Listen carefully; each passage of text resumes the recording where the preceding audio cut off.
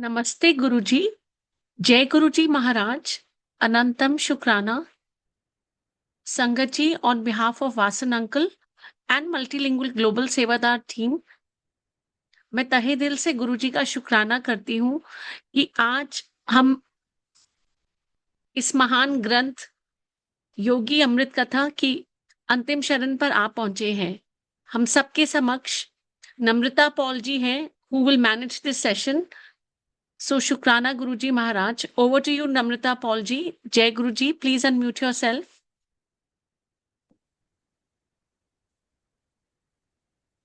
जय गुरु जी. शुक्राना महाराज, शुक्राना.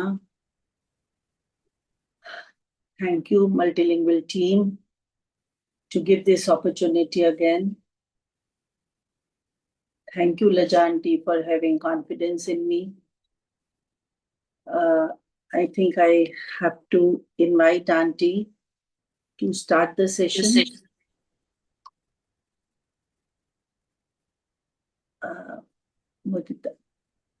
Hello, am I audible? Guruji, aunty. Yes, you're audible, aunty. Jai Guruji. Yeah, so we have to invite aunty to read it, or I have to straight away start? Namrata ji, you'll be managing the session, and the reader is Archana Srivastava ji. Archana Srivastava aunty. Yeah. So I would like to invite her first of all. Archana Srivastava aunty, are you there? Yes, Jai Guruji aunty. Jai Guruji. So nice of you. Jai Guruji. Yeah, thank you. It's good you have unmuted yourself. So yes. Without wasting much time, let's start the session. Sure. You're most Jai welcome. Guruji. Thank you. Jai Guruji. परम पूज्य his holiness गुरुजी महाराज के चरण कमलों में कोटि कोटि प्रणाम. शत नमन सारी प्यारी संगत जी को नमस्कार. जय गुरुजी. और जैसा कि हम जानते हैं, जैसा कि अभी आंटी ने भी बताया, कि हम पढ़ रहे हैं अपना ये महाग्रंथ, डिवाइन ग्रंथ योगी कथामृत, जिसके बारे में न जाने कितना कुछ कहा गया है, लेकिन हमेशा लगता है कि कुछ और अभी जानना बाकी है. तो पहले हम जो आज के निर्धारित पृष्ठ है उनको पूरा कर लेते हैं, उनको पढ़ लेते हैं. उसके बाद हम इसके बारे में बात भी करेंगे और शेयरिंग भी करेंगे. तो पिछले सप्ताह में हमने 10 पन्ने पढ़े थे, प्रकरण 41 के 49 के 49 के, जिसका शीर्षक है 1940 से 1951 की अवधि, यानी 1942-1951 की अवधि. इसके प्रथम 10 पृष्ठ हमने पिछले सप्ताह पढ़े और इस बार हम इस अध्याय की समाप्ति करेंगे पढ़ के. तो गुरुजी से आज्ञा लेकर अपना पठन शुरू करते हैं. जय गुरुजी. ओम नमः शिवाय. शिव जी सदा सहाय. ओम नमः शिवाय. गुरुजी सदा सहाय. जय गुरुजी.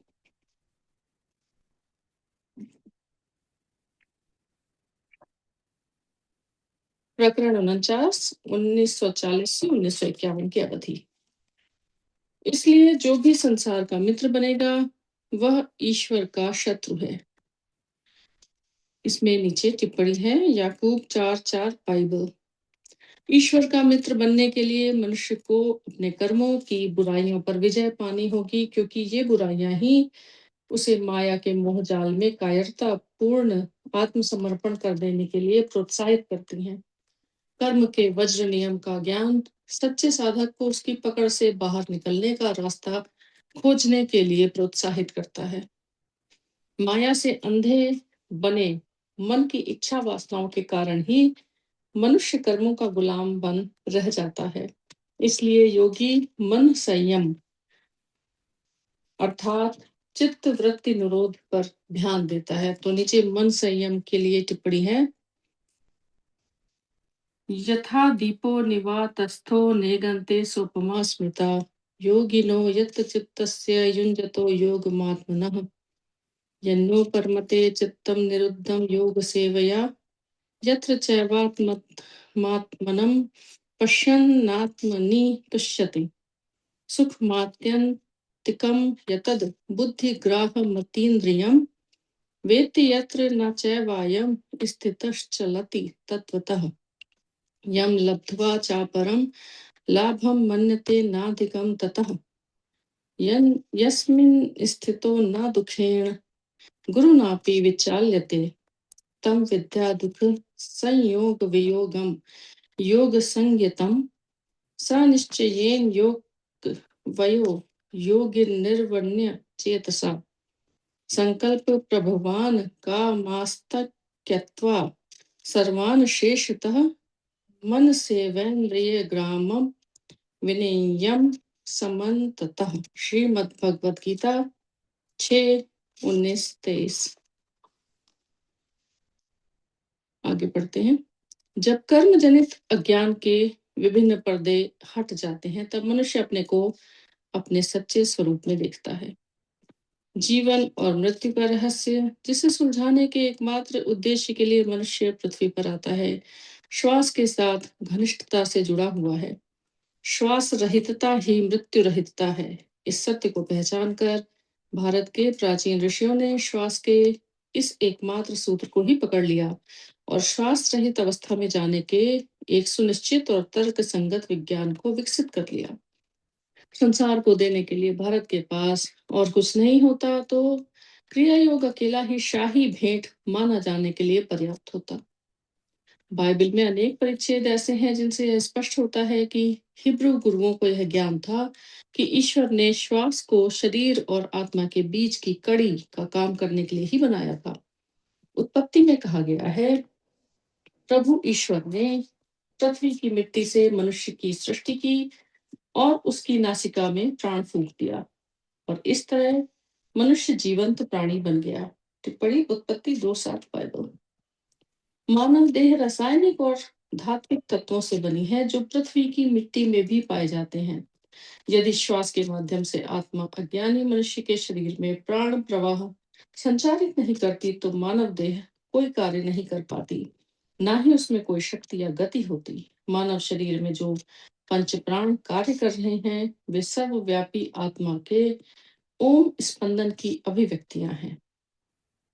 आत्मा का जो प्रतिबिंब शरीर की कोशिकाओं में जीवन का आभास उत्पन्न कर रहा है वही देह के प्रति मनुष्य की आसक्ति का एकमात्र कारण है। स्पष्ट है कि केवल मिट्टी के एक गोले को वह इतना महत्व कभी नहीं देता। मनुष्य व्यर्थ ही अपने शरीर को ही अपना स्वरूप मानने लगता है क्योंकि आत्मा के प्राण प्रवाह इतनी तीव्र शक्ति के साथ श्वास के माध्यम से शरीर में प्रवेश करते हैं कि मनुष्य परिणाम को ही कारण समझ लेने की भूल कर बैठता है और शरीर स्वयं प्राणवान है यह मानकर उसी की पूजा करने लगता है। मनुष्य को अपनी चैतन्य अवस्था में शरीर एवं श्वास का भान रहता है। निद्रा अवस्था में सक्रिय होने वाली अवचेतन अवस्था में शरीर एवं श्वास से उसके मन का संबंध निद्रा काल के लिए टूट जाता है। अति चेतन अवस्था में वह इस भ्रम से मुक्त हो जाता है कि उसका अस्तित्व शरीर और श्वास पर निर्भर है। नीचे टिप्पणी है, तुम संसार का सच्चे अर्थ में आनंद तब तक नहीं उठा पाओगे जब तक समुद्र स्वयं तुम्हारी धमनियों में प्रवाहित नहीं होता, जब तक आकाश स्वयं तुम्हारा वस्त्र नहीं बन जाता और तुम तारों का ताज नहीं पहन लेते और स्वयं को सारे विश्व के एकमात्र उत्तराधिकारी के रूप में नहीं पहचान लेते, बल्कि उससे भी कहीं अधिक, क्योंकि विश्व में और लोग भी हैं जो तुम्हारी ही तरह उसके एकमात्र उत्तराधिकारी हैं। जब तक तुम ईश्वर में गा नहीं सकते और ईश्वर में तुम्हें वैसा आनंद नहीं आता जैसा कंजूसों को सोना जमा करने में आता है या राजाओं को राजदंड धारण करने में आता है, तब तक जब तक तुम सभी युगों में ईश्वर की लीलाओं से उस तरह परिचित नहीं हो जाते जिस तरह तुम स्वयं अपने चलने और अपनी मेज आदि नित्य उपयोग की वस्तुओं से परिचित हो, तब तक तुम उस शून्य से घनिष्ठता पूर्वक परिचित नहीं हो जाते जिससे सारी सृष्टि प्रकट हुई है। थॉमस टॉरहंड की सेंचुरीज ऑफ मेडिटेशन से अनुवादित। ईश्वर श्वास के बिना ही रहता है उसकी प्रतिमूर्ति स्वरूप बनी आत्मा को श्वास रहित अवस्था में ही प्रथम बार अपने स्वरूप का ज्ञान होता है। जब आत्मा के विकास को गति देने वाले कर्मों के कारण शरीर और आत्मा के बीच की श्वास की कड़ी टूट जाती है, तब अकस्मात अवस्था परिवर्तन हो जाता है, जिसे मृत्यु कहते हैं, और शरीर कोशिकाएं अपनी प्राकृतिक शक्तिहीनता की अवस्था में वापस चली जाती हैं। परंतु क्रिया योगी की श्वास कड़ी कर्म संयोग के क्रूर हस्तक्षेप से नहीं, बल्कि वैज्ञानिक ज्ञान द्वारा उसकी इच्छा से टूटती है।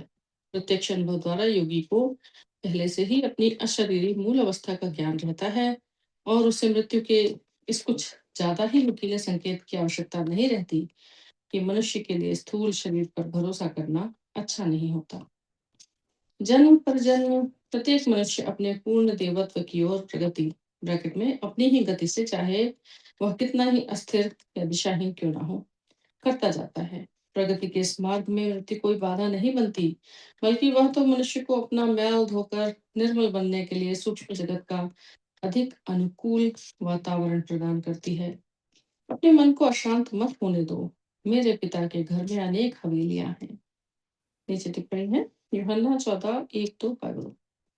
यह तो हो ही नहीं सकता कि इस विश्व की रचना करने में भगवान ने अपनी सारी प्रतिभा खत्म कर दी और अब परलोक में हमारा कौतूहल जगाने के लिए उसके पास वीणा झंकार के अलावा कुछ नहीं बचा है। मृत्यु अस्तित्व को मिटाती नहीं, ना ही वह जीवन से अंतिम छुटकारा दिलाती है, और ना ही वह अमृत का द्वार है। भूलोक में आनंद प्राप्त करने के लिए जो अपनी आत्मा से भागता रहा हो, वह सूक्ष्म जगत के स्वर्गीय सौंदर्य के बीच आत्मा को कभी प्राप्त नहीं करेगा। वहां वह केवल सूक्ष्मतर अनुभूतियों को और सुंदरता एवं अच्छाई जो एक ही है के प्रति अधिक भावुक प्रतिक्रियाओं को जमा करता जाता है। संघर्षरत मनुष्य मुमुक्ष को इस स्थूल जगत के एरन पर ही अपने ऊपर घन के प्रहार पर प्रहार करके द्वारा आध्यात्मिक ऐक्य के स्वर्ण को प्राप्त करना होगा। इस कष्टार्जित स्वर्ण को हाथ में लेकर जो लालची मृत्यु के लिए एकमात्र स्वीकार्य भेंट है, मनुष्य जन्म मृत्यु के फेरे से अंतिम मुक्ति पा लेता है। अनेक वर्षों तक मैंने एंसिनेटास तथा लॉस एंजलिस में पतंजलि के योग सूत्र और हिंदू दर्शन के अन्य गहन ग्रंथों पर शिक्षा वर्ग चलाए। एक दिन एक शिक्षा वर्ग में एक विद्यार्थी ने पूछा, ईश्वर ने आत्मा और शरीर को एक साथ जोड़ा ही क्यों? सृष्टि के इस विकासशील नाटक को शुरू करने में उसका क्या उद्देश्य था? अन्य असंख्य लोगों ने ऐसे प्रश्न उठाए हैं और दार्शनिकों ने उनके उत्तर देने के असफल प्रयत्न किए हैं। कुछ रहस्यों को अनंत काल में ही खोजने के लिए छोड़ दो, श्री युक्तेश्वर जी मुस्कुराते हुए कहा करते थे। मनुष्य की सीमित तर्क शक्ति अजन्मा पूर्ण ब्रह्म के अकल्पनीय उद्देश्यों को कैसे समझ सकती है? नीचे टिप्पणी है, क्योंकि मेरे विचार तुम्हारे विचार नहीं है, ना ही तुम्हारे तरीके मेरे तरीके हैं, प्रभु ने कहा। क्योंकि जैसे स्वर्ग पृथ्वी से उच्च है, वैसे ही मेरे तरीके तुम्हारे तरीकों से उच्च हैं और मेरे विचार तुम्हारे विचारों से उच्च हैं। यशाया 55:8-9 बाइबल। डिवाइन कॉमेडी में डांटे ने लिखा है, मैं उस परम तेजस्वी स्वर्ग राज्य में जाकर आया हूँ जो ईश्वर के प्रकाश से आलोकित है, और मैंने वहां ऐसी ऐसी बातें देखी हैं जिनका वहां से लौटने पर वर्णन कर पाना बुद्धि और ज्ञान की शक्ति से परे है।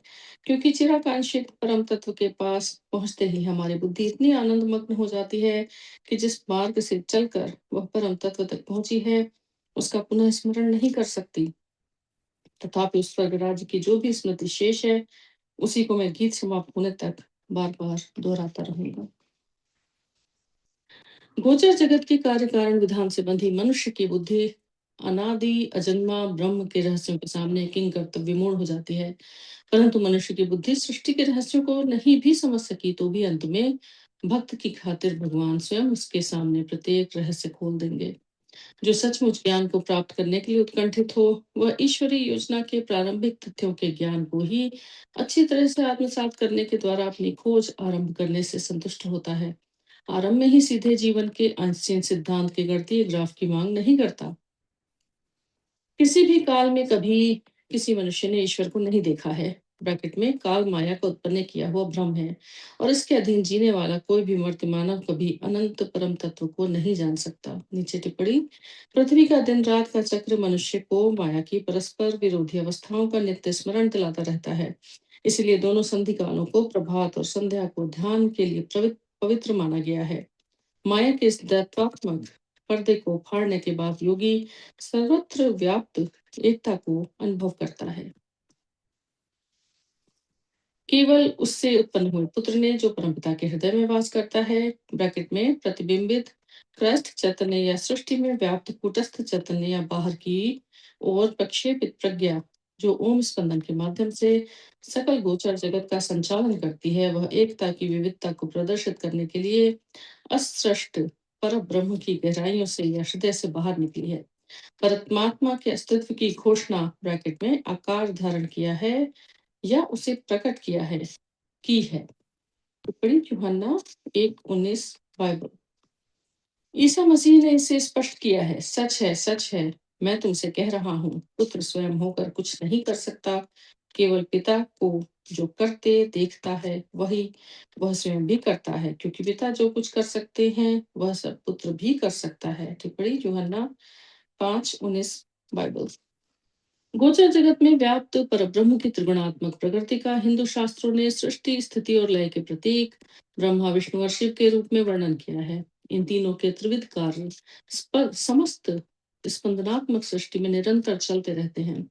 पूर्ण ब्रह्म या निर्गुण ब्रह्म मनुष्य की कल्पना शक्ति से परे है, अतः धार्मिक प्रवृत्ति के हिंदू इस त्रिमूर्ति के पवित्र रूपों में उसकी पूजा करते हैं। टिप्पणी सत तत् ओम या पिता पुत्र पवित्र आत्मा के त्रिविध सत्य से यह अलग कल्पना है। ब्रह्मा, विष्णु, शिव स्पंदनात्मक सृष्टि में व्याप्त ईश्वर के तत्रूप या पुत्र रूप या कुटस्थ चैतन्य की त्रिगुणात्मक अभिव्यक्ति के प्रतीक हैं।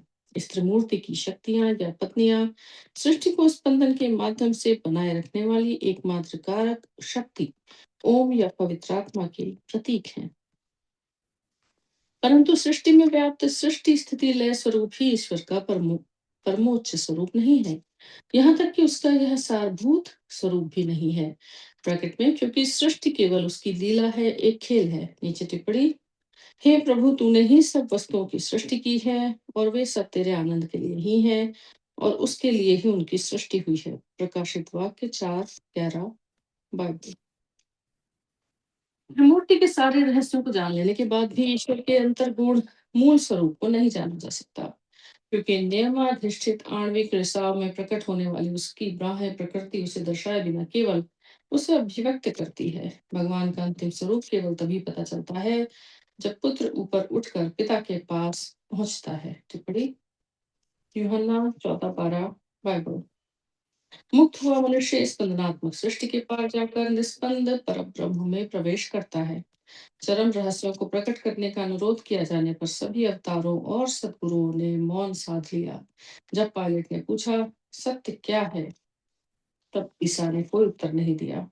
टिप्पणी यूहन्ना 18:39 बाइबल। पायलट जैसे बुद्धिवादियों के आडंबर पूर्ण प्रश्न कदाचित ही सच्ची जिज्ञासा वृत्ति से निकलते हैं। ऐसे लोग खोखले दम्भ के साथ बोलते हैं और आध्यात्मिक मूल्यों में दृढ़ता के अभाव को ही उदार मत का लक्षण मानते हैं। नीचे टिप्पणी, धर्म यानी सदाचार से प्रेम करो, केवल धर्म ही मुक्त है, वह तुम्हें सिखा सकता है स्वर्ग से भी ऊपर जाना। यहाँ तक कि धर्म यदि कमजोर भी होता तो स्वर्ग स्वयं झुककर उस तक पहुंचता। मिल्टन की कॉमर्स से अनुवादित। इसी उद्देश्य के लिए मेरा जन्म हुआ था और इसी कारण से मैं इस जगत में आया हूँ कि मैं इसका साक्षी बनूं। जो कोई सत्य का है वह मेरी आवाज सुनता है। टिप्पणी यूहन्ना 18:37 बाइबल। इन चंद शब्दों में ईसा मसीह ने बहुत कुछ कह दिया है। ईश्वर का पुत्र अपने जीवन को सत्य का साक्षी बनाता है, वह सत्य को धारण करता है। यदि वह सत्य की व्याख्या भी करता है तो यह उसका अतिरिक्त अनुग्रह है। सत्य कोई सिद्धांत नहीं है, ना ही वह दर्शन शास्त्र का कोई तत्व ज्ञान है और ना ही वह बौद्धिक अंतर्दृष्टि है। वह तो प्रत्यक्ष वास्तविकता के साथ तदनुरूपता है। मनुष्य के लिए आत्मा के रूप में अपने सच्चे स्वरूप का अटल ज्ञान ही सत्य है। अपने जीवन की प्रत्येक कृति और प्रत्येक शब्द से ईसा मसीह ने यह सिद्ध कर दिया कि उन्हें अपने अस्तित्व के सत्य का, ईश्वर से अपनी उत्पत्ति का पूर्ण ज्ञान था। सर्वव्यापी क्राइस्ट चैतन्य यानी कुटस्थ चैतन्य के साथ पूर्ण एक रूप होने के कारण ही वे दृढ़ विश्वास के साथ कह सके, जो कोई सत्य का है वह मेरी आवाज सुनता है। भगवान बुद्ध ने भी परम सत्य पर प्रकाश डालना स्वीकार कर दिया था। शुष्क भाव के साथ उन्होंने इतना ही कहा कि मनुष्य को जो अत्यल्प समय पृथ्वी पर मिला है उसे अपने नैतिक स्वरूप की उन्नति करने में लगाने में ही जीवन की सार्थकता है। चीनी संत लाओ त्से ठीक ही कहते हैं, जो जानता है वो कहता नहीं, जो कहता है वो जानता नहीं। ईश्वर का चरम रहस्य तर्क का विषय नहीं है। ईश्वर की गूढ़ लिपि को पढ़ना एक ऐसी कला है जो कोई मनुष्य किसी मनुष्य को नहीं पढ़ा सकता। इस मामले में ईश्वर स्वयं ही एकमात्र गुरु होता है। स्थिर हो जाओ और जानो कि मैं ईश्वर हूँ। भगवान अपने सर्वव्यापिता को चिल्ला चिल्ला कर नहीं जताते। उनकी वाणी को अंतःकरण की गहन शांति में ही सुना जा सकता है। सारी सृष्टि में सृजनात्मक ओम स्पंदन के रूप में गूंजने वाला ब्रह्मनाद उसके साथ एक रूप होने वाले भक्त के हृदय में सुस्पष्ट वाणी के रूप में परिणित हो जाता है। सृष्टि के पीछे ईश्वर का क्या उद्देश्य है, इसका स्पष्टीकरण मनुष्य की बुद्धि जहां तक समझ सकती है वहां तक वेदों में दिया गया है। ऋषियों ने बताया है कि प्रत्येक मनुष्य की सृष्टि ईश्वर ने आत्मा के रूप में की है, जो अपने परम स्वरूप में लौट जाने से पहले अनंत परम तत्व के किसी विशिष्ट गुण को एक मेवाद्वितीय रूप से अवश्य प्रकट करेगी। इस प्रकार किसी न किसी ईश्वरीय वैशिष्ट्य से युक्त होने से सभी मनुष्य ईश्वर को समान रूप से प्रिय हैं। राष्ट्रों के अग्रज भारत द्वारा जमा किया गया ज्ञान सारी मानव जाति की विरासत है। सभी सत्यों की भांति वैदिक सत्य भी ईश्वर की संपत्ति है, भारतवर्ष की नहीं। वेदों के दिव्य गंभीर ज्ञान को ग्रहण करने में समर्थ ऋषिगण मानव जाति के ही सदस्य थे, जो समग्र मानवता की सेवा के लिए किसी अन्य लोक में नहीं बल्कि इसी पृथ्वी पर पैदा हुए थे। सत्य के राज्य में जाति या राष्ट्र का भेदभाव निरर्थक है। वहां तो केवल सत्य को ग्रहण करने की आध्यात्मिक योग्यता ही देखी जाती है। ईश्वर प्रेम है, इसीलिए सृष्टि की उसकी योजना प्रेम पर ही आधारित हो सकती है। पांडित्य पूर्ण स्पष्टीकरणों की अपेक्षा क्या यह सीधा सरल विचार मनुष्य के हृदय को सांत्वना प्रदान नहीं करता? सत्य के मर्म तक पहुंचने वाले प्रत्येक संत ने यही कहा है कि ईश्वर ने सृष्टि की पूरी योजना बनाई है और वह योजना अत्यंत सुंदर है और आनंद से भरपूर है। ईश्वर ने पैगंबर यशायाह को उद्देश्य इन शब्दों में बताया था। उसी प्रकार मेरा शब्द सृजनकारी ओम होगा, जो मेरे मुंह से निकलता है वह बिना कुछ किए ही मेरे पास वापस नहीं आएगा, बल्कि वह मेरी इच्छा पूर्ण करेगा और जिस काम के लिए मैंने उसे भेजा है उसे वह पूरा करेगा, क्योंकि तुम आनंद के साथ निकलोगे और शांति के साथ पहुंचाए जाओगे।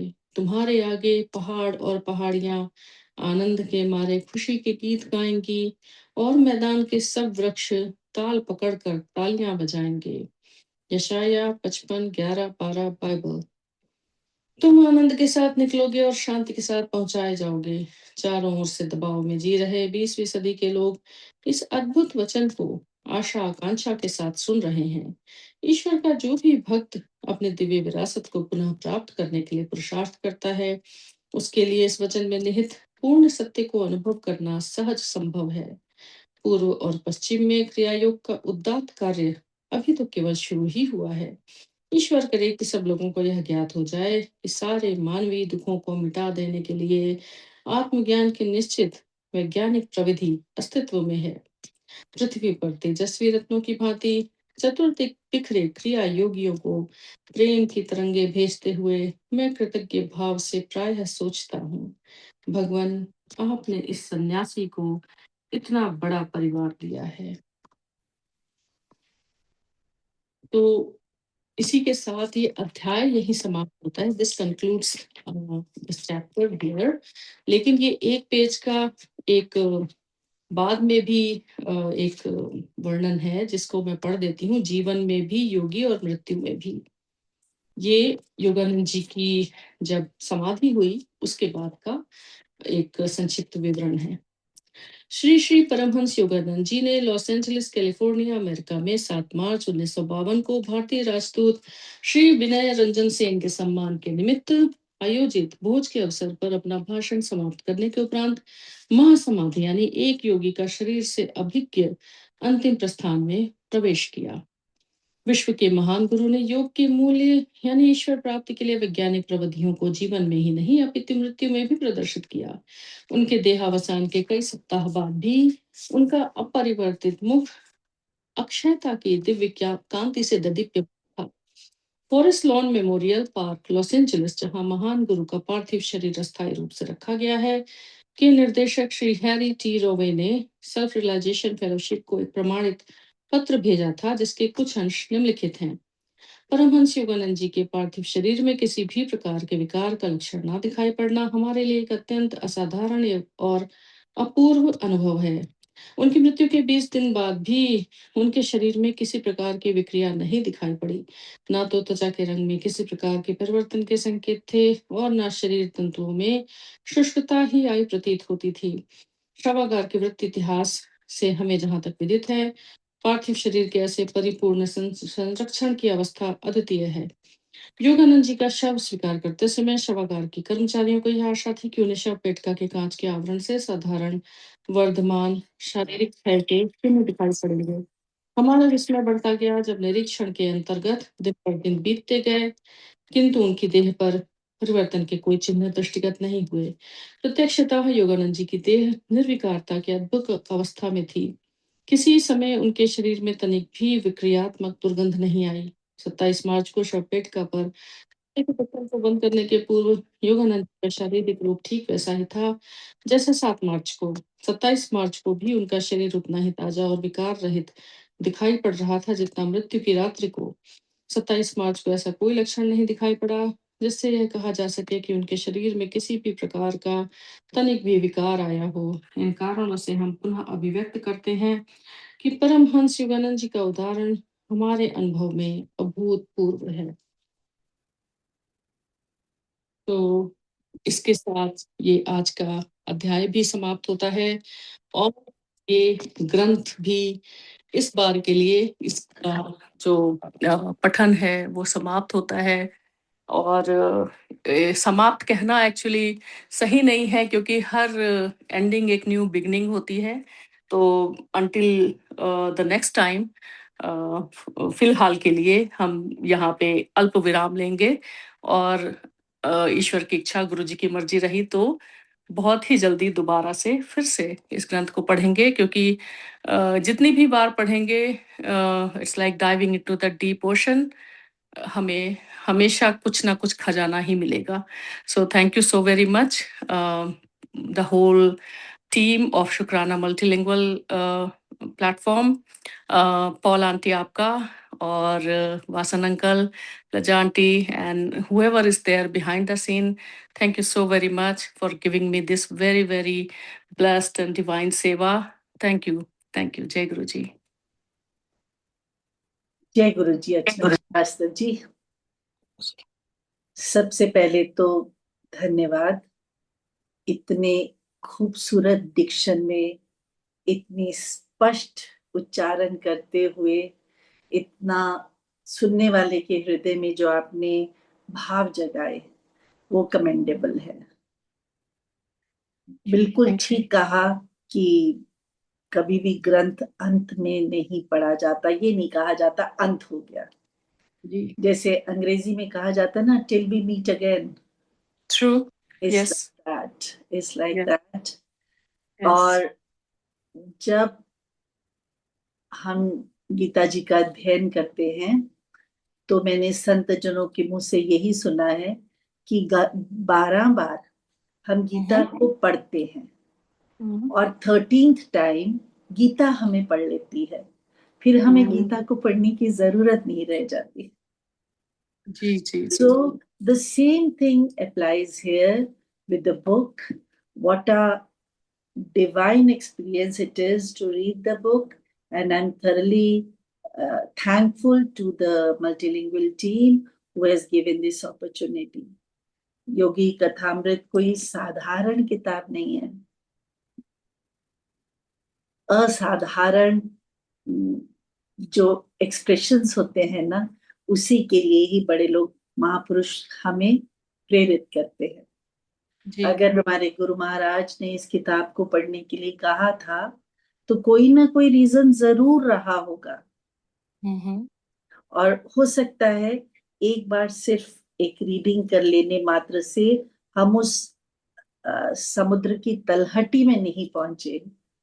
अभी तो हम तरह तरह की फिशेस और स्पीसीज और कोरल्स देख के खुश हैं जी और जी ये सोच रहे हैं बहुत कुछ जान लिया। जी लेकिन अल्टीमेटली जब हम वो गोताखोर की तरह समुद्र से मोती खोज लाएंगे ना, तो शायद तब मन जो है कहीं ना कहीं गुरु महाराज के चरणों में शांति को महसूस कर पाएगा। जी। सो थैंक्स टन अर्चना जी, आनंद विभोर कर Pleasure is दिया all mine. आपने, इतना इतना अच्छा पढ़ा कि मन खुश हो गया। Thank you, Auntie. Pleasure is all mine. It's all Guruji is the only doer.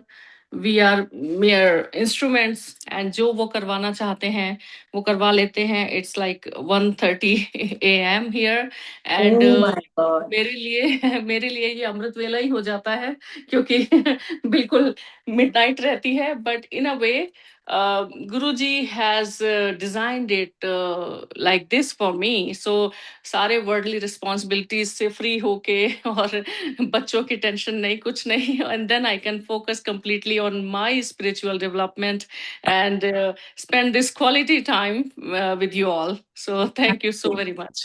Absolutely, thanks अटन, thank you once again. Thank you. Sanjay ji, मेरे पास जो किताब है ना उस पे पेज 57 पे है, जहां पे मैं सबसे पहले ये बताना चाहूंगी कि एक सेंटेंस यहाँ पे लिखा गया, उन्हें प्रसन्नता पूर्वक अपनी उपलब्धियों का आदान प्रदान करना चाहिए।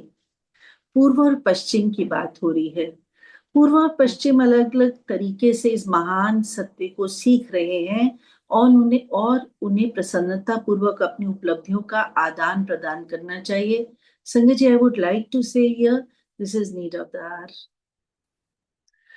हम सिर्फ पश्चिम से कंप्यूटर, आईपैड और टेक्नोलॉजी ही नहीं सीख रहे हैं, वो भी हमसे योग के माध्यम से बहुत कुछ सीख रहे हैं।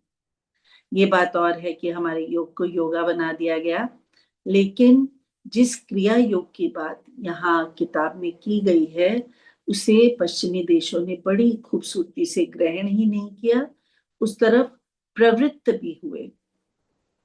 तो इसी की बात करते हुए आगे यहाँ लिखा गया है, इसमें कोई संदेह नहीं है कि ईश्वर की पृथ्वीवासी संतानें दरिद्रता, रोग, आत्मा के अज्ञान से मुक्त विश्व सभ्यता को स्थापित करने के लिए प्रयत्न करती हैं। यहाँ पे आत्मा का अज्ञान, हम सब जो हैं, we all are soulmates rather, this is the journey of the soul. शरीर तो जो है वो सिर्फ एक बाह्य आवरण है जिसे ईश्वर ने कर्म करने के लिए भेजा है। अगर इतना इम्पोर्टेंट मानव चोला ना होता तो शायद ये कहा ही ना गया होता कि 84 लाख योनियों में भटकने के बाद ये शरीर प्राप्त होता है। संजय जी, यही एकमात्र ऐसा जन्म है जहां हृदय और बुद्धि दोनों का मेल है, जहां हम अपने ठीक और गलत को समझ सकते हैं, विवेक को जागृत कर सकते हैं, सही और गलत की पहचान कर सकते हैं। तो यहाँ पे जिस आत्मा की अज्ञान से मुक्त होने की बात की गई है ना, शायद वो अज्ञान जो है वो द्वैतवाद का अज्ञान है। द्वैतवाद मतलब परम पिता परमात्मा से अलग हुआ उन्हीं का ही अंश है आत्म तत्व। आत्म तत्व मतलब वी पीपल, मनुष्य। लेकिन जैसे ही यहाँ इस संसार में जन्म होता है, वैसे ही बच्चा रोना भूल के माँ का मुख देख के खुश हो जाता है। स्तनपान करते ही उसकी क्षुधा शांत हो जाती है और धीरे धीरे धीरे वो संबंधों की प्रगाढ़ता में उलझता चला जाता है। तो अज्ञान तो स्वतः हमारे साथ ही यहाँ पे आ जाता है। जैसे ही हम भूलते हैं कि हम कौन है, परमात्मा का ही अलग हुआ एक हिस्सा मात्र है। मैं और तू के फेर में पड़ जाते हैं संजय जी, भूल जाते हैं सो हम जो वो हैं वही मैं हूं। भूल जाते हैं अहम ब्रह्मास्मि। गुरुजी भी कहा करते थे, भुल्लो नहीं, तुसी ओदा ही एक हिस्सा हो। तो जब महाराज के मुख से हम ऐसे शब्द सुनते थे, शायद वही है, अज्ञानता का अंधकार इस कदर छाया हुआ था कि समझ नहीं पाते थे, सिर्फ सुन लेते थे।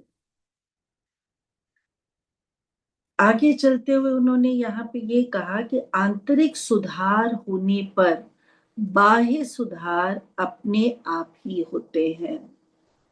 मन चंगा ते कठौती विच Ganga. This is, the book is clarifying that there is no need to be hypocrite, no need to live for others. It's your life, you have to spend it for yourself. है ना? यहाँ पे जिस ईश्वरीय घर की बात की जा रही है, हमारे वास्तविक घर की बात की जा रही है, वहां जाने की तैयारी करनी है। मनुष्य अपने आप को सुधार लेगा तो हजारों को सुधार लेगा। Charity begins from home. पहले खुद सीखने की जरूरत है। संगत जी, जब हम किसी की ओर उंगली करते हैं तो एक उंगली दूसरे की तरफ होती है, ये 3 उंगलियां तो अपनी तरफ हैं, और ये अंगूठा जो है ऐसे ऊपर है कि ये सिखाता है परमात्मा एक है, भूलो नहीं।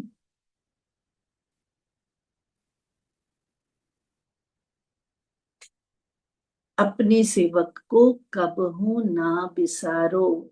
अगर इस विनती को करते हुए, ईश्वर स्मरण करते हुए जीवन यापन करते हैं, तो वो दिन दूर नहीं होता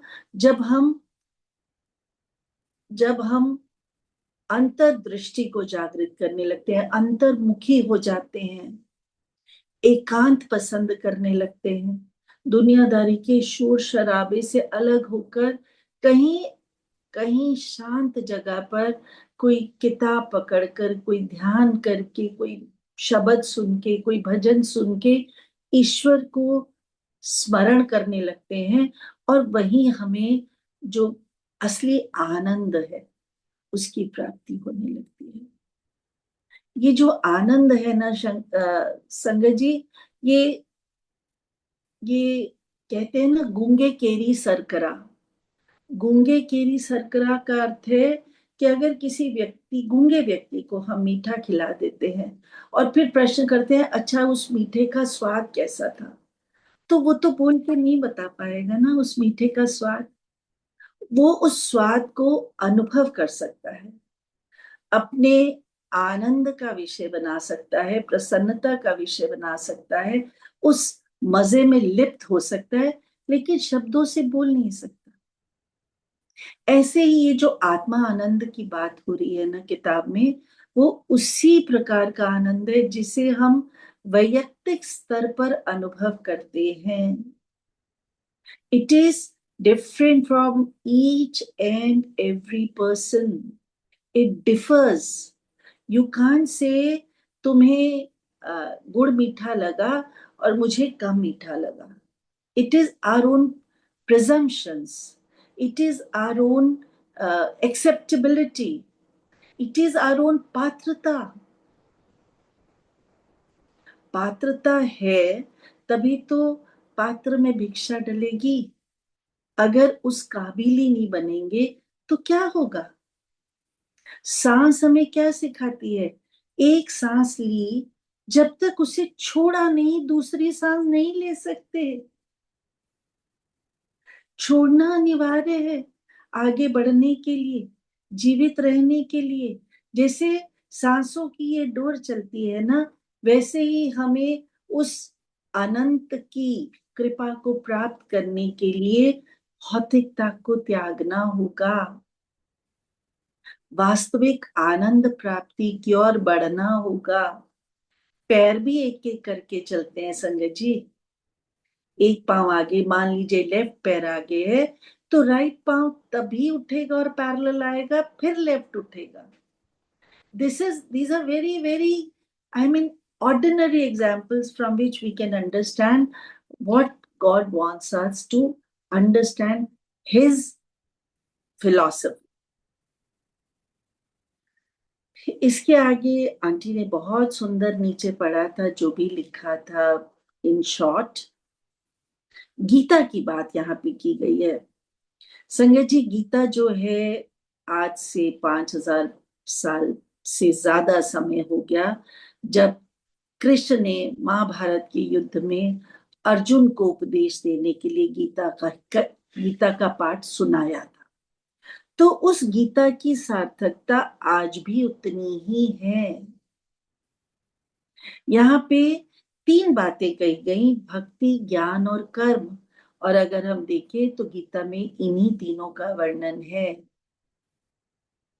सबसे पहले हम अपने मन से अंतर्द्वंद्व करते हैं, हठ करते हैं उस भक्ति को पाने के लिए। सबसे पहले हम जिद करते हैं, टाइम फिक्स करते हैं, this is my reading time, this is my meditation time, this is my cooking time. We have to have a time table of life. अगर अमृत वेला बनाया गया, आंटी ने अभी कहा 1:30 बज रहे हैं रात के, so I am free from all worldly aspects. तो ये इसका कारण यही था कि जब हम अपने मन को अंतर्मुखी करके कुछ एक क्षण के लिए ईश्वर के सानिध्य में बैठे, शरीर से नहीं, मन और आत्मा से कर्म करते हैं, तभी ज्ञान प्राप्त होता है। और जब ज्ञान के साथ प्रेम मिल जाता है, तब भक्ति का आनंद प्राप्त होता है। यहाँ पे यही बात बताई गई। उनके भाव में होने वाले प्रत्येक परिवर्तन के साथ ही व्यक्त किए गए ज्ञान को मैं अपने अंतर में अंतर ज्ञान से समझ रहा था। अंतर ज्ञान, I hope all of us can understand what does it mean. California में मोहावे रेगिस्तान के पास ही एक शांत स्थान में मैंने 1950-51 का समय बिताया। वहां मैंने श्रीमद् भगवद गीता का अनुवाद किया और उस पर विस्तृत व्याख्या लिखी, जिसमें योग के विभिन्न मार्गों का वर्णन है। नीचे स्टार के बाद God tells with Arjuna the Bhagavad Gita royal science of self realisation में ये बात बहुत बढ़िया ढंग से क्लैरिफाई की गई है। नेक्स्ट पेज पे अगर हम आते हैं तो यहाँ पे जर्नी ऑफ सोल की बात की जा रही है, वो एनर्जी की बात की जा रही है, जिसे योगानंद जी हम सबको अवगत कराना चाहते हैं। हमारे स्वप्न जगत में, महासागर में श्वास माया का विशिष्ट झंझावात है। झंझावात जहां पे आंधी तूफान चलता है, जो पृथक पृथक लहरों का समस्त लोगों और सभी भौतिक वस्तुओं के रूपों का बोध अनुभव करता है। कृष्ण जानते हैं कि मनुष्य को पृथक अस्तित्व के दुखदायी स्वप्न से जागृत करने के लिए केवल दार्शनिक और नैतिक ज्ञान प्राप्त नहीं है। इसलिए उन्होंने इस पवित्र विज्ञान की ओर संकेत किया है, जिसके द्वारा मनुष्य शरीर पर पूर्ण अधिकार स्थापित कर इसे जब चाहे अपनी इच्छा अनुसार शक्ति में बदल सकता है। These are very important lines, very important. जब मानव ने जन्म लिया तो वह परमात्मा से अलग हो गया, लेकिन पृथक अस्तित्व होते ही वो ऐसी स्वप्नावस्था में आ जाता है कि भूल ही जाता है कि इस मनुष्य देह का उद्देश्य क्या है, क्यों हमने मानव देह प्राप्त की, क्यों जन्म लिया, या केवल यही एकमात्र ऐसा जन्म है जब ईश्वर के रहस्यों को परत द परत खोल सकते हैं, उसके वास्तविक स्वरूप को जान सकते हैं, अपने और परमात्मा के जो संबंध है उसे भली भांति समझ सकते हैं। We can accept it wholeheartedly through our heart and soul. प्रत्येक स्थूल पदार्थ को ऊर्जा में परिवर्तित किया जा सकता है, ये बात हमें साइंस ने बताई। और इसी साइंस का वर्णन विशुद्ध शक्ति में बदलकर यहाँ पे योगानंद जी ने बता दिया, इसको साइंस से कनेक्ट करके, विज्ञान से कनेक्ट करके। आगे युक्तेश्वर गिरी महाराज जी से और लाड़ी महाशय जी से जब जब उनका मुलाकात हुई और उन्होंने क्या सीखा, इस बात का वर्णन किया गया है। यहाँ पे सविकल्प समाधि एक शब्द आया है। यहाँ पे सविकल्प समाधि की अवस्था में देखे गए ईसाई संतों में मदर टेरेसा का उल्लेख किया गया है, जिनका शरीर निश्चल इतना सख्त हो जाता है कि कॉन्वेंट की सन्यासिनियां उनके शरीर की अवस्था में किसी प्रकार का परिवर्तन लाने में, बाह्य चेतना लाने में असमर्थ हो जाती हैं। दिस इज स्टेट ऑफ समाधि जहां पे हम डीप चले जाते हैं। जब गुरु महाराज ने अपना चोला छोड़ने का निर्णय लिया तो हम सब संगत यही सोच रही थी, so much so we were after the doctor, you don't understand, Maharaj deep समाधि में चले गए हैं, अभी उठ जाएंगे। You don't understand, he is not an ordinary man, he is not a patient। जो लाखों मरीजों का इलाज करते हैं, इंसान के मन की व्यथा को भी जान लेते हैं, पढ़ लेते हैं, वो इस तरह की अवस्था में थोड़ी जाएंगे। This was what we were thinking at that point of time। हमें इस बात का एहसास ही नहीं कराया उन्होंने कि हुन टाइम खत्म है, ਤੁਹਾਡਾ ਮੇਰਾ ਇੱਥੋਂ तक ही सफर सी। मैं ਤੁਹਾਨੂੰ जो सिखाना आया सी, if you have accepted it, learned it, it will help you। इतना जरूर कहा कि मैं ਤੁਹਾਡੇ ਵਾਸਤੇ ਆਪਣੀ ਗੁਰੂ ਸੰਗਤ ਤੁਹਾਨੂੰ ਦੇਖ ਕੇ ਜਾ ਰਿਹਾ ਵਾਂ, ਜੋ ਤੁਹਾਡੇ ਰਿਸ਼ਤੇਦਾਰਾਂ ਨਾਲੋਂ ਵੀ ਪਹਿਲੇ ਆਏਗੀ।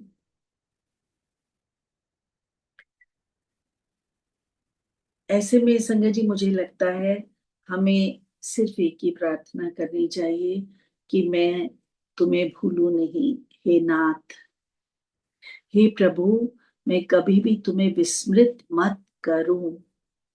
यहाँ पे बुक में भी यही कहा गया, अपने आत्म स्वरूप की स्मृति को पुनः जगाने के लिए उसे केवल इतना ही करने की आवश्यकता है कि वह क्रिया योग का अभ्यास करे, यम नियम का पालन करे, सच्चे अंतःकरण से यह कहने की क्षमता, प्रभु मैं आपके दर्शन के लिए तड़प रहा हूं।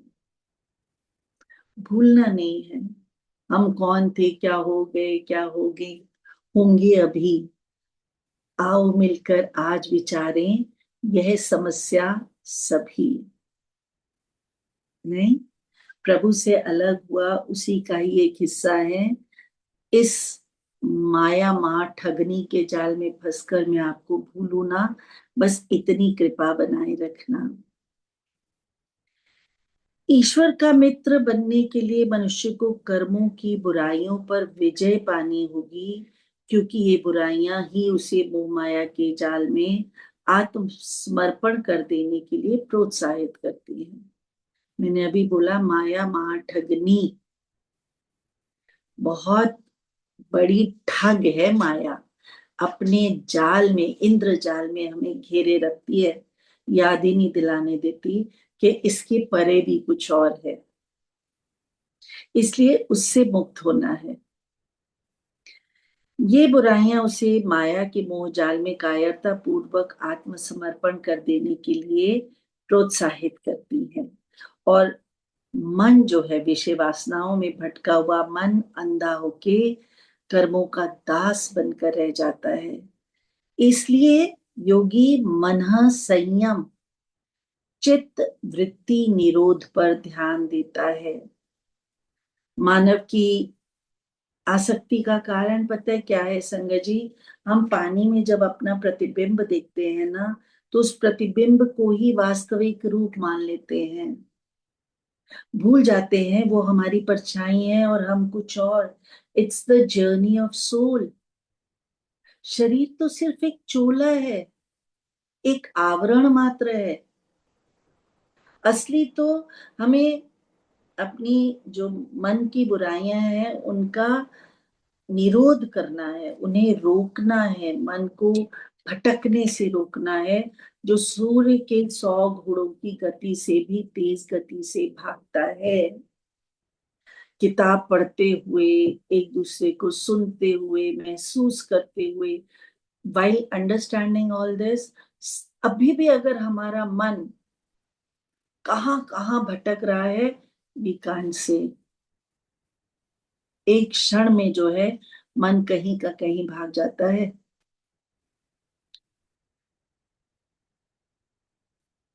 इसीलिए महाराज ने कहा था, श्वासादि माला नल सिमरा में तेरा नाम।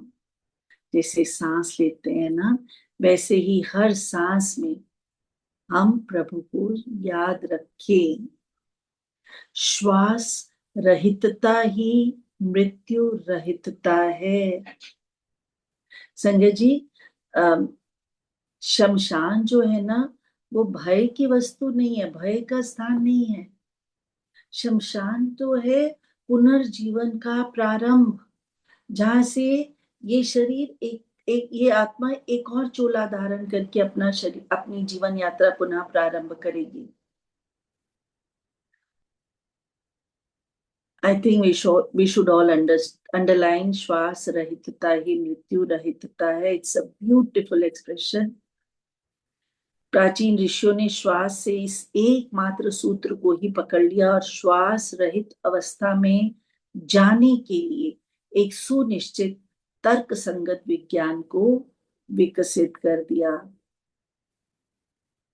बाइबल में भी कहा गया है, this is again a very important paragraph, ईश्वर को श्वास को शरीर और आत्मा के बीच की कड़ी का काम करने के लिए ही बनाया था। मानव देह रासायनिक और धात्विक तत्वों से बनी है। क्यों कहते हैं मानव शरीर मिट्टी का चूल्हा है? मिट्टी से क्यों कंपैरिजन किया मानव शरीर को? हो सकता है नश्वरता के कारण, लेकिन नश्वर तो और भी बहुत कुछ है। मानव देह को मिट्टी का चूल्हा शायद इसीलिए कहा गया कि जो रासायनिक और धातु तत्व मिट्टी में पाया जाता है, वही मानव शरीर में भी पाए जाते हैं। मानव देह कोई कार्य नहीं कर पा मनुष्य के शरीर में प्राण प्रवाह संचरित नहीं करती तो मानव देह कोई कार्य नहीं कर पाती, ना ही उसमें कोई शक्ति या गति होती। Again we have to underline, मानव शरीर में जो पंच प्राण कार्य कर रहे हैं, वो सर्वव्यापी आत्मा के ओम स्पंदन की अभिव्यक्ति हैं। संगत जी, हमारे यहाँ पे 5 प्रकार के प्राण माने गए। सबसे पहले तो प्राण है हृदय, जहां से सांस आ जा रही है। अपान है, जिससे उत्सर्जन होता है, मल इत्यादि निकलता है।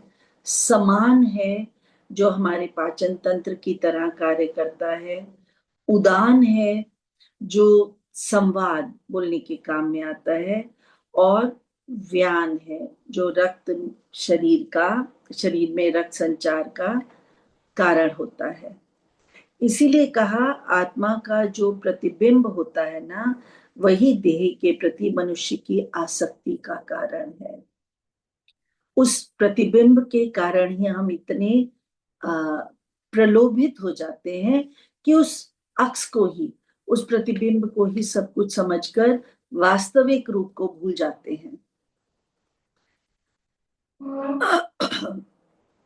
मनुष्य परिणाम को ही कारण समझ लेने की भूल कर बैठता है और शरीर प्राणवान है ये मानकर उसी की पूजा करने लगता है। फिर आगे 3 प्रकार की अवस्थाओं का वर्णन किया गया। सबसे पहले चेतन अवस्था, निद्रावस्था और अति चेतन अवस्था।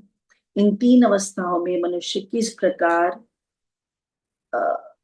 इन 3 अवस्थाओं को किस प्रकार अपने आत्मोत्थान के लिए प्रयुक्त कर सकता है, इस बात का वर्णन है।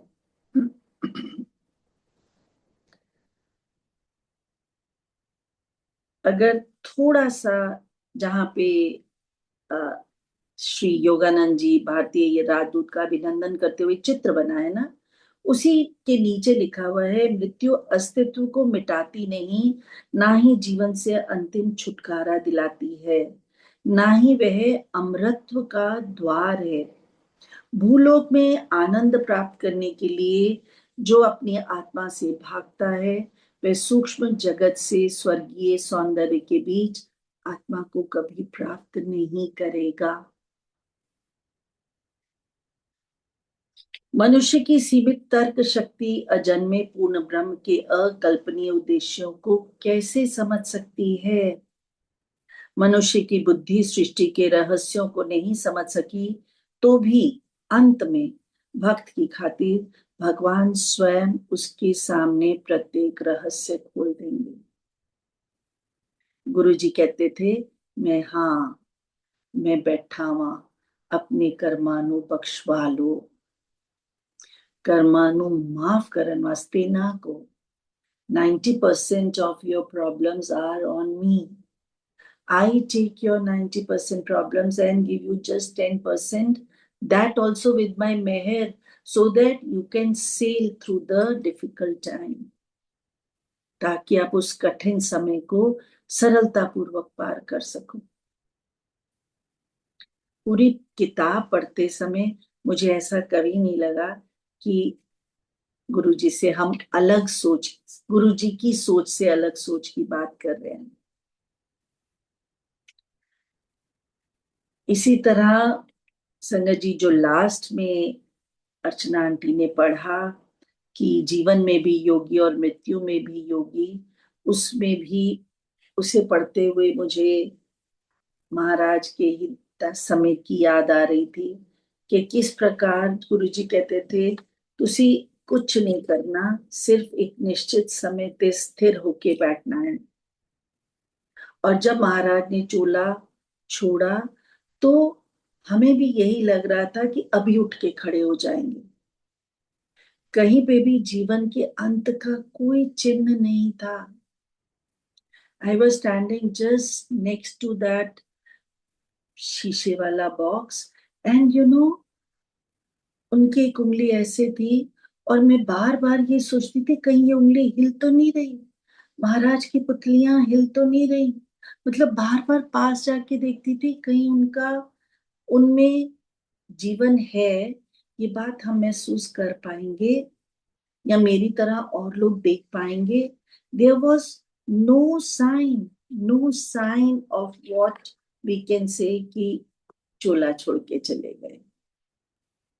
It was a difficult time. यहाँ पे योगानंद जी के लिए भी वही कहा गया। संजय जी, ये जो कृति है ना योगी कथामृत, ये बताती है कि जीवन का सच्चा उद्देश्य ईश्वर का प्रत्यक्ष अनुभव है। कैसे किताब का शुरुआत हुई एंड लाइक अ लेडर हम एक एक स्टेप चढ़ते चले गए। रामचरितमानस का जो उत्तर कांड है ना, वो ज्ञान कांड है, उसमें ज्ञान है। इसी तरह गीता का अंतिम अध्याय जो है ना, वो हमें आत्मा और परमात्मा के संबंधों का ज्ञान करवा देता है। किताब में भी अंत तक आते आते हम चिर परिचित हो जाते हैं उस पद्धति के, उस तरीके के जिससे कि ईश्वर का प्रत्यक्ष अनुभव किया जा सके, है ना। बचपन में जब चैप्टर शुरू हुए तो हमने देखा कि योगानंद जी जो हैं वो सच्चे गुरु की तलाश में भटक रहे थे। उन्हें युक्तेश्वर गिरी महाराज तक डेस्टिनी ने पहुंचाया, जो कि उन्हें आत्म साक्षात्कार का मार्ग दिखाते हैं। पुस्तक में संतों का, चमत्कारों का, आध्यात्मिक अनुभवों का वर्णन करते हुए योगानंद जी ने सिद्ध कर दिया कि आध्यात्मिक शक्ति ही वास्तविक शक्ति है, और साथ ही क्रिया योग को एक वैज्ञानिक साधना के रूप में प्रस्तुत कर दिया। उसे मन व आत्मा से कैसे जोड़ना है ये हमें सिखा दिया। इसीलिए ये ग्रंथ सिखाता है कि विज्ञान और अध्यात्म, साइंस एंड स्पिरिचुअलिटी एक ही सत्य के दो रूप हैं, एक ही सिक्के के दो पहलू हैं। योगानंद जी ने क्या संदेश दिया कि हर धर्म का सार एक है, ईश्वर प्रेम और आत्मज्ञान।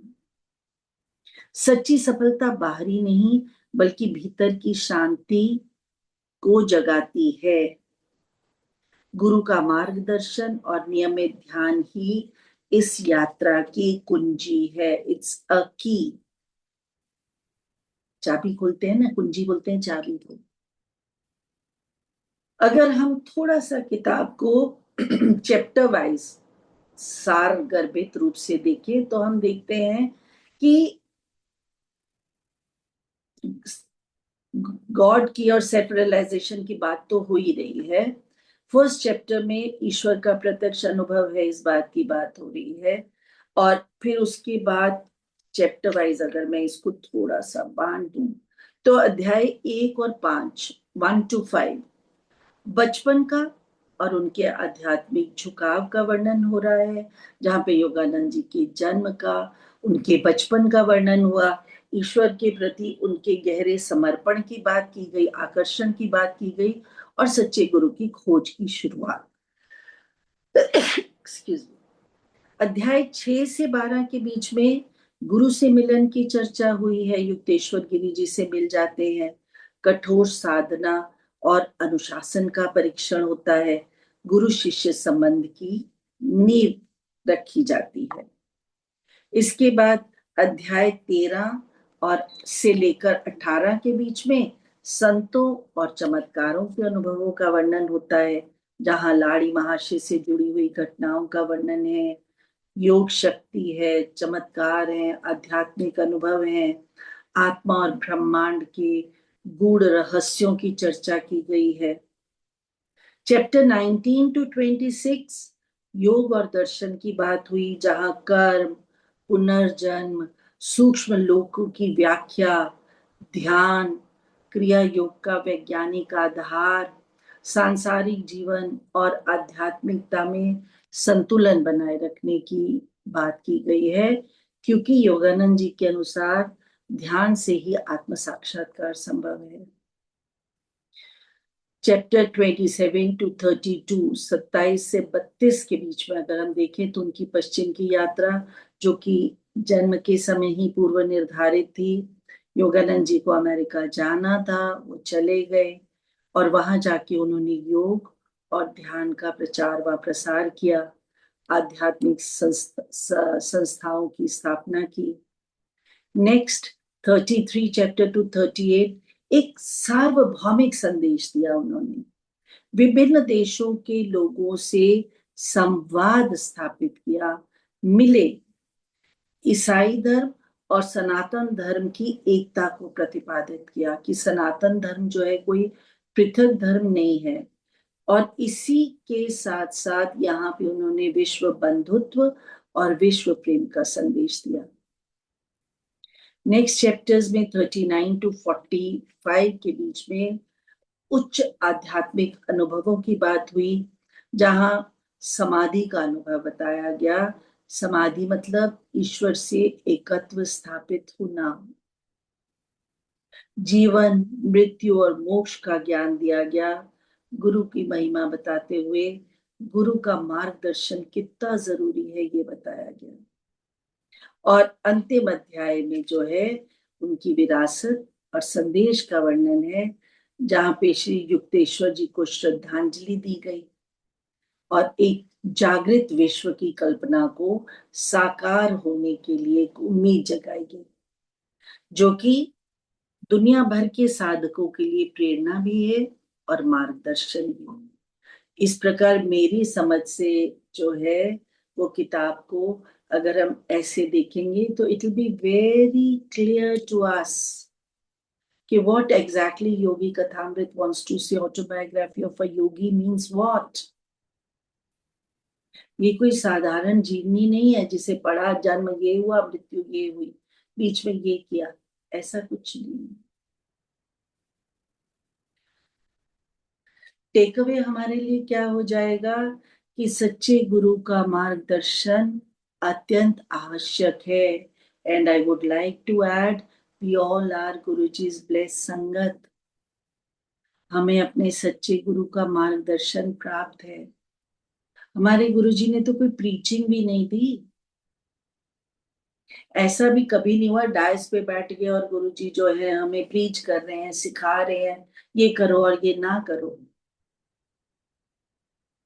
सिंपल लैंग्वेज में शब्द सुनकर अपने प्रश्नों का उत्तर जान लोगे। विश्व के प्रत्येक प्राणी से प्रेम करना सीखो। संगत ही ਤੁਹਾਡਾ असली परिवार है। महाराज ने वन सेंटेंस में हमें जीवन के गूढ़ रहस्यों से परिचित करा दिया, and in such a simple way. उनसे बड़ा मार्गदर्शक और कौन होगा? Provided we have the capacity to understand what he said, what he says, still says. ध्यान के बारे में यहाँ पे टेक अवे हो सकता है हमारा कि ध्यान जो है वो ईश्वर प्राप्ति का सबसे सरल और प्रभाव उत्पादक साधन है। जब हम अंतर्मुखी होकर अपने साथ, अपने गुरु के साथ बैठ के कुछ एक पल व्यतीत करते हैं तो वो पल जो है वो स्वर्णिम पल है। वो ही जीवन के असली पल है जो हमने उनके सानिध्य में, उनकी कृपा प्राप्ति में, उनके कमल चरणों से जुड़कर व्यतीत किए। ध्यान लगाने की प्रक्रिया को जबरदस्ती एडॉप्ट नहीं करना। कितनी संगत जब ये क्वेश्चन करती है ना, आंटी मेरा तो ध्यान लगता ही नहीं, आंटी मुझे ध्यान करना ही नहीं आता, मैं कहती हूँ you don't have to do anything. सिर्फ कुछ ही क्षण आंखें बंद करनी है तुम्हारी इच्छा, नहीं बंद करनी तुम्हारी इच्छा, महाराज के साथ बैठो, दुनियादारी त्याग कर। और सुबह और रात से अच्छा कोई समय नहीं है जब कोलाहल और हलचल समाप्त हो जाती है, जब मन जो है वो शांत होता है। ना कुकर की सीटियां बजती हैं, ना घर की बेल बजती है, ना टेलीफोन बार बार परेशान करते हैं। So that's the best time when we can connect, and I think that connect is dhyan, है ना। जब एक बार हम इस अवस्था में पहुंच जाते हैं तो उच्च चेतना को प्राप्त कर लेते हैं और खुद ब खुद चमत्कार होने लगते हैं। अरे कैब बुक ही नहीं हो रही थी, पता नहीं कैसे कैब आ गई। अरे एयर टिकट बुक ही नहीं हो रही थी, पता नहीं कैसे हो गया। मैं तो कितने समय से घर लेने की सोच रहा था, फिजिबल ही नहीं हो रहा था, अचानक हो गया। मतलब ये तो वो बातें हैं जो हम सब दैनिक जीवन में महसूस करते हैं। हमारे चमत्कार क्या है? कोई गिली गिली गिली थोड़ी है हमारे चमत्कार कि मैंने यूं किया और ये कहा लो। वो तो महाराज ने हमें हमें अपनी ईश्वरत्व से परिचित कराने के लिए ऐसे चमत्कार दिखाए कि सचखंड का प्रसाद आया और कितनी बार बादाम वर्षा होने लगी और कितनी बार कौड़ियां जमीन पे बिखर गई और खुशबू आती ही आती है। मतलब ये चमत्कार कोई ऐसे चमत्कार नहीं है। हमारे लिए, एक साधारण गृहस्थ के लिए क्या चमत्कार है? A thing which was not happening has happened is a chamatkar for us, and that also without much effort. तो वही हमारे लिए चमत्कार हो जाता है ना कि मैं सत्संग में भी मैंने बोला कि मैं केदारनाथ दर्शन करने के लिए गई और जो मेन प्रीस्ट हैं वो हमारे साथ चल पड़े, और मेन प्रीस्ट जो है उन्होंने ही हमें दर्शन करवा दिए। We were the first one at night to have darshan of Kedarnath Mandir. Why? Because I always wanted to see Guruji there. 6 महीने तक मैं महाराज को केदारनाथ मंदिर के एंट्रेंस की राइट हैंड वॉल पर देखती रही, और जो शिवलिंग दर्शन है उससे पहले मंदिर में एंटर करते मेरे हस्बैंड ने क्या बोला, please now see Guruji properly, you are in trouble because of this. गुरुजी वही है, गुरुजी वही है, I see him there on the wall every day. संगत जी, और हमारे लिए क्या चमत्कार, उन्हें इससे बड़ा क्या चमत्कार कि गुरु कृपा प्राप्त है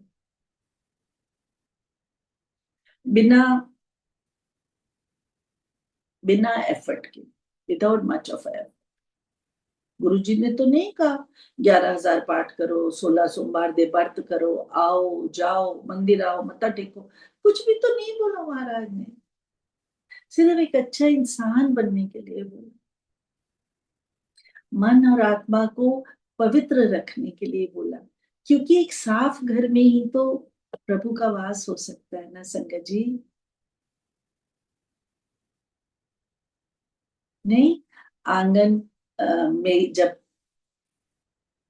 बुहार कर आंगन को आसन लगाया जाता है, जब गुरु जी की गद्दी के आगे प्रणाम किए जाता है, तो हम ये सोच के चलते हैं महाराज बैठे हैं, गुरु जी इज देयर।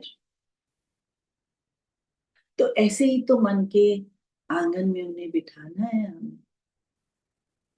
तभी तो पॉसिबल हो पाएगा। Rest everything will happen by itself, है ना। इसलिए एक टेक अवे हमारा ये बन जाता है कि जीवन में बाहरी सफलता से अधिक आंतरिक परिवर्तन है। अगर मन के भाव परिवर्तित हो जाते हैं ना, तो दुनिया बड़ी मीठी दिखाई देने लगती है, बुराई दिखती ही नहीं, सब अपने लगने लग जाते। तब लोगों की चालाकियां भी नजरअंदाज हो जाती हैं, बुराइयां भी नजरअंदाज हो जाती हैं, क्योंकि हम उस कृपा से इतने भीगे हुए होते हैं कि we don't want to look for anything else except his मेहर, है ना। योगानंद जी ने भी क्या कहा कि ईश्वर को विश्वास से नहीं अनुभव से जाना जा सकता है, we have to feel it. मैं और मेरे अंकल इकट्ठे बैठे हुए हैं और मैं कह रही हूँ अच्छी खुशबू आ रही है, कह रहे मुझे तो नहीं आ रही, मैं कह रही अच्छा मुझे तो बहुत देर से आ रही है। Imagine in one at one place together. तो इट इज, ये आपका अपना अपना अनुभव है, वैयक्तिक अनुभव है, जो व्यक्ति से व्यक्ति पर निर्भर करता है ना। जो हमारा शांत मन है ना, वही हमारी आत्मा का असली दर्पण है। सच्चा गुरु वही है जो स्वयं से मिलवा दे। ईश्वर से तो मिले ही जाएंगे, क्योंकि हम ही, हमारे भीतर ही ईश्वर है। आत्म साक्षात्कार करना बहुत जरूरी है। अपने हृदय पर, अपने हृदय के धरातल पर वो भावनात्मक संबंध स्थापित करना बहुत जरूरी है, अगर हम ईश्वर को जानना चाहते हैं, है ना। हम खुद ही दिव्य स्वभाव लेकर आए हैं, केवल पहचानने भर की देर है। ध्यान तो आत्मा के द्वार को खोल देने वाली चाबी है। जो व्यक्ति अपने मन को जीत लेता है ना, वो इस चाबी को स्वतः प्राप्त कर लेता है, उसको ज्यादा टाइम लगता नहीं। मन जीतना सबसे जरूरी। और मन जीतने के लिए क्या करना है?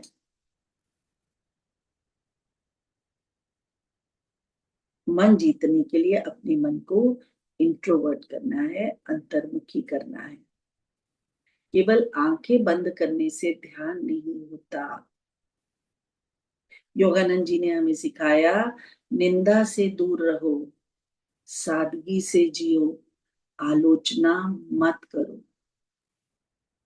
और तब अपनी आत्मा के आनंद को प्रकट होते हुए देखो, महसूस करो।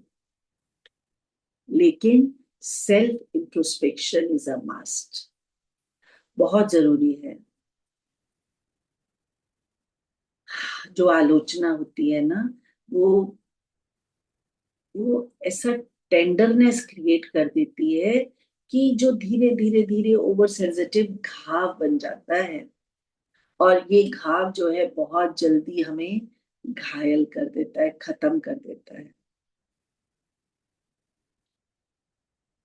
इसके बाद योगानंद जी ने कहा, जो अपने मन को जीत लेता है वही सच्चा विजेता है। प्रेम गली अति सांकरी तामे दो न समाही।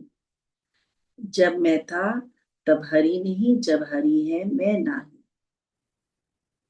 प्रेम ही वह शक्ति है जो मनुष्य को ईश्वर के सबसे करीब ले जाती है। जब लेकिन ये रास्ता इतना आसान नहीं है कि मैंने बोला और आपने सुना और हो गया। तभी तो योग साधना सीखने की जरूरत है, क्रिया योग की जरूरत है, इंट्रोस्पेक्शन की जरूरत है। जीवन का उद्देश्य केवल जीना नहीं है, जीवन का उद्देश्य जागना है। जागना है अज्ञान के अंधकार से, क्योंकि अज्ञान दुख का कारण है और ज्ञान जो है वो मुक्ति का मार्ग है।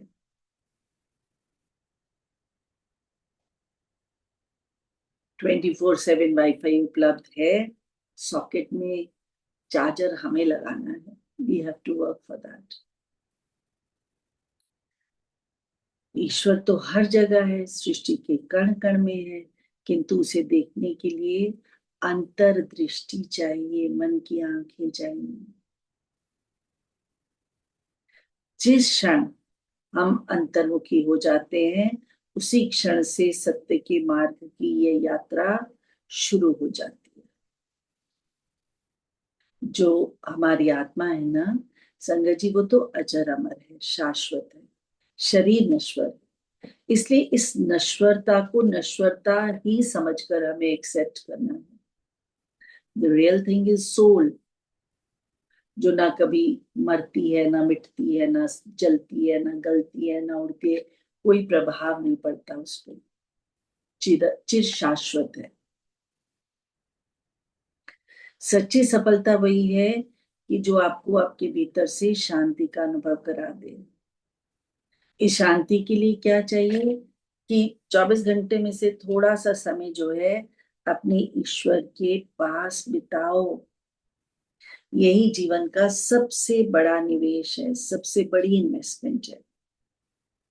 और इस इन्वेस्टमेंट के लिए जो गुरु जी का आशीर्वाद है वो एक प्रकाश की तरह हमारे साथ है, जो हमारे अज्ञान के अंधकार को खुद ब खुद दूर कर देता है।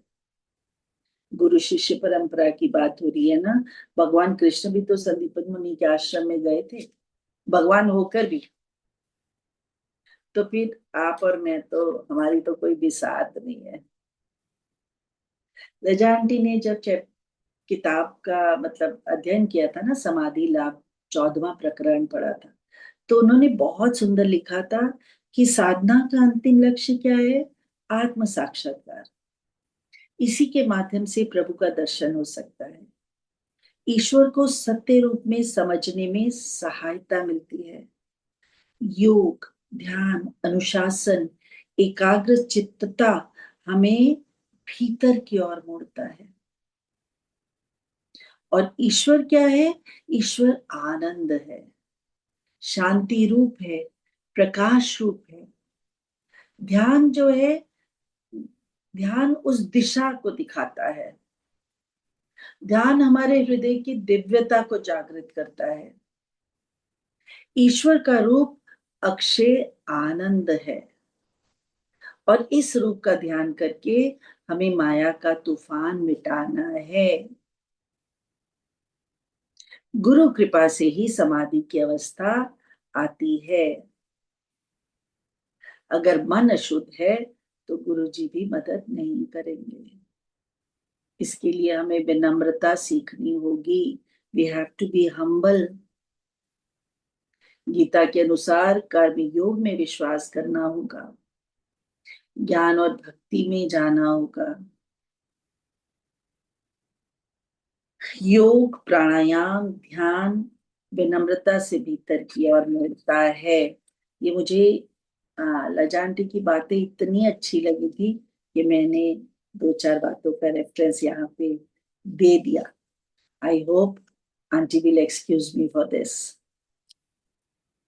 इसके साथ ही अगर कुछ और चर्चा रह गई है So I'm sorry, I think it's already 1 o'clock. हमने अभी बहुत अच्छी कविता सुनी है आकाश सेठी अंकल से, and he is going to conclude it with his beautiful poem as usual, as always.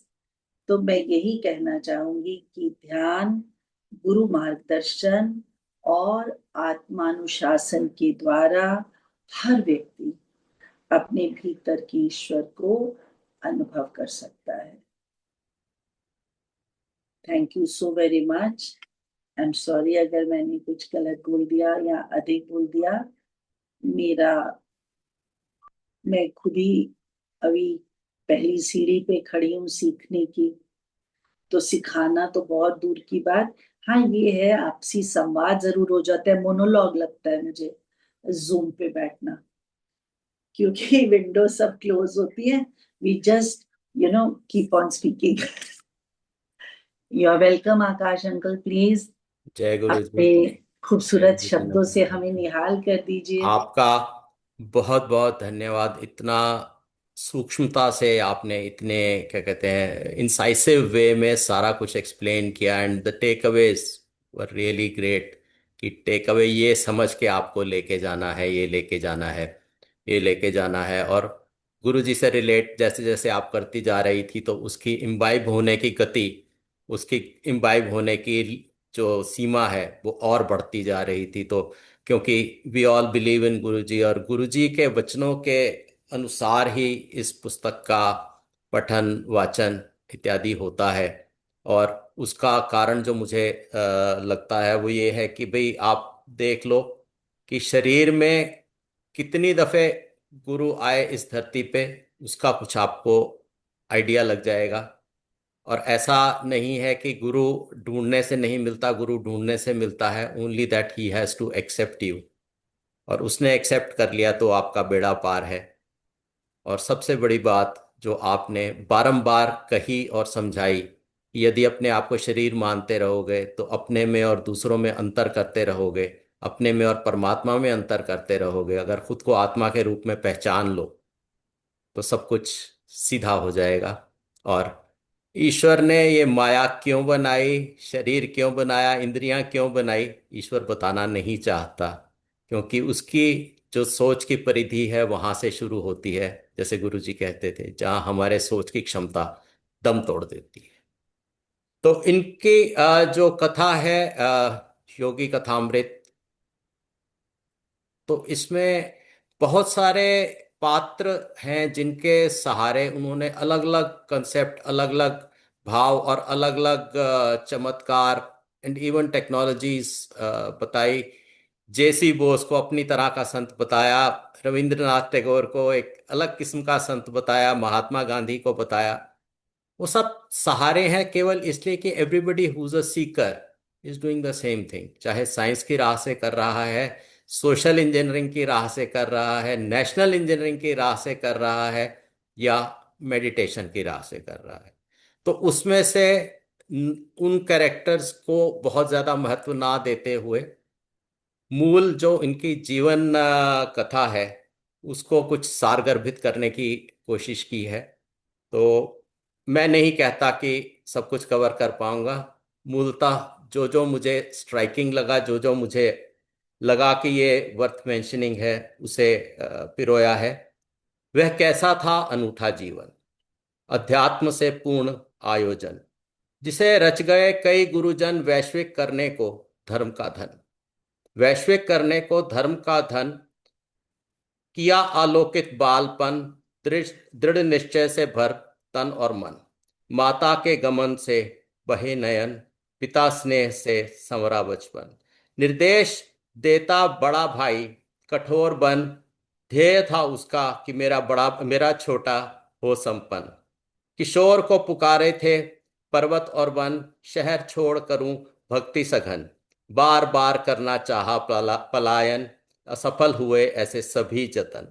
अकस्मात हुए गुरु जी के दर्शन, पुनः मिलने का दे गए गुरु वचन, भारत भूमि का करके भ्रमण, पहुंच गए फिर अपने गुरु की शरण। गुरु ने सिखा दिया अनुशासन, लक्ष्य कठिन है डोले ना मन, भक्ति साथ मिले शिक्षा अर्जन, कहाँ शिष्य जाने गुरु का नियोजन। जो उन्होंने कहा कि तेरे को डिग्री भी करनी है, उनका एक ध्येय था, ये पश्चिम में एक्सेप्टेबल तभी होगा यदि ये डिग्री होल्डर होगा। शीश झुका चले जहां निर्देशन, गुरु कृपा से उपाधि हुई संपन्न। आदेश पे सन्यास किया ग्रहण, प्रदान कर क्रिया योग का धन। सब विधि गुरु सक्षम किया अपना जन, छोड़ दिया लड़ने लड़ने के लिए धर्म कारण। स्वयं बनकर एक उत्तम उदाहरण, आरंभ किया शिक्षा प्रसारण। यह रांची के विद्यालय स्थापित होने की बात है। सफल हुआ उद्यम असाधारण, गुरु ने शिष्य को दिलाया ये प्रण।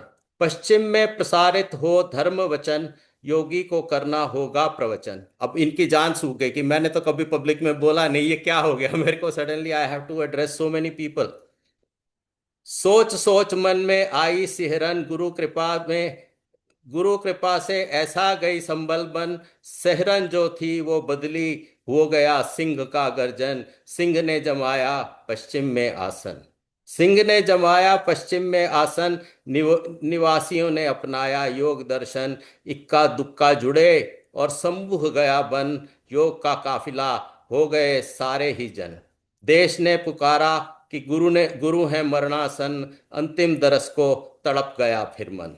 लौटे योगी जी मिलने को स्वजन, गुरु जी ने त्याग दिया अपना नश्वर तन।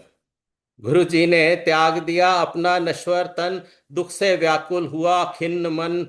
गुरु ने पुनरुत्थान कर फिर किया धन्य, गुरु ने पुनरुत्थान करके फिर कर दिया धन्य। आत्मा सत्य है माया ये नश्वर तन, सिद्ध करके समझाया अपना ये वचन। ध्येय पाने को फिर त्यागा वतन, पश्चिम चले योगी फिर से सेनानी बन। गुरु इच्छा अनुसार बिताया जीवन, धर्म मार्ग पर वार दिया अपना सब जीवन। सो इति ये short summary of this, because I have treated it as is life sequencing rather than the concepts. If I start indulging into concepts, पता नहीं कितनी लंबी कथा हो जाएगी और कहाँ से कहाँ पहुंच जाएगी। और रेफरेंसेस जो है वो असाधारण है, असीम है, अनंत है। तो अपने आप को आत्मा के रूप में पहचानना है। मेरा टेक अवे बस इतना है। जय गुरु जी। बहुत सुंदर, बहुत सुंदर। एक एक लाइन में आपने शायद गागर में सागर भरी हुई है। पूरा का पूरा चैप्टर का सार वन लाइनर। बहुत सुंदर अंकल, बहुत सुंदर। I hope everybody can understand and accept it. दिल से धारना बहुत जरूरी है। This is what I think. किसी भी चीज को जब हम मन से स्वीकार कर लेते हैं ना, तो स्वतः उस राह पर चलने लग जाते हैं, फिर हमें इधर उधर देखने की जरूरत नहीं रह जाती। Thank you so very much. Always any service to any cause which is to do with Guruji is always welcome, and it is a blessing from him. And I always await such blessings to come to me, give me a duty to perform, and if I am able to do it, thanks to him, it's all his grace. It's all his grace.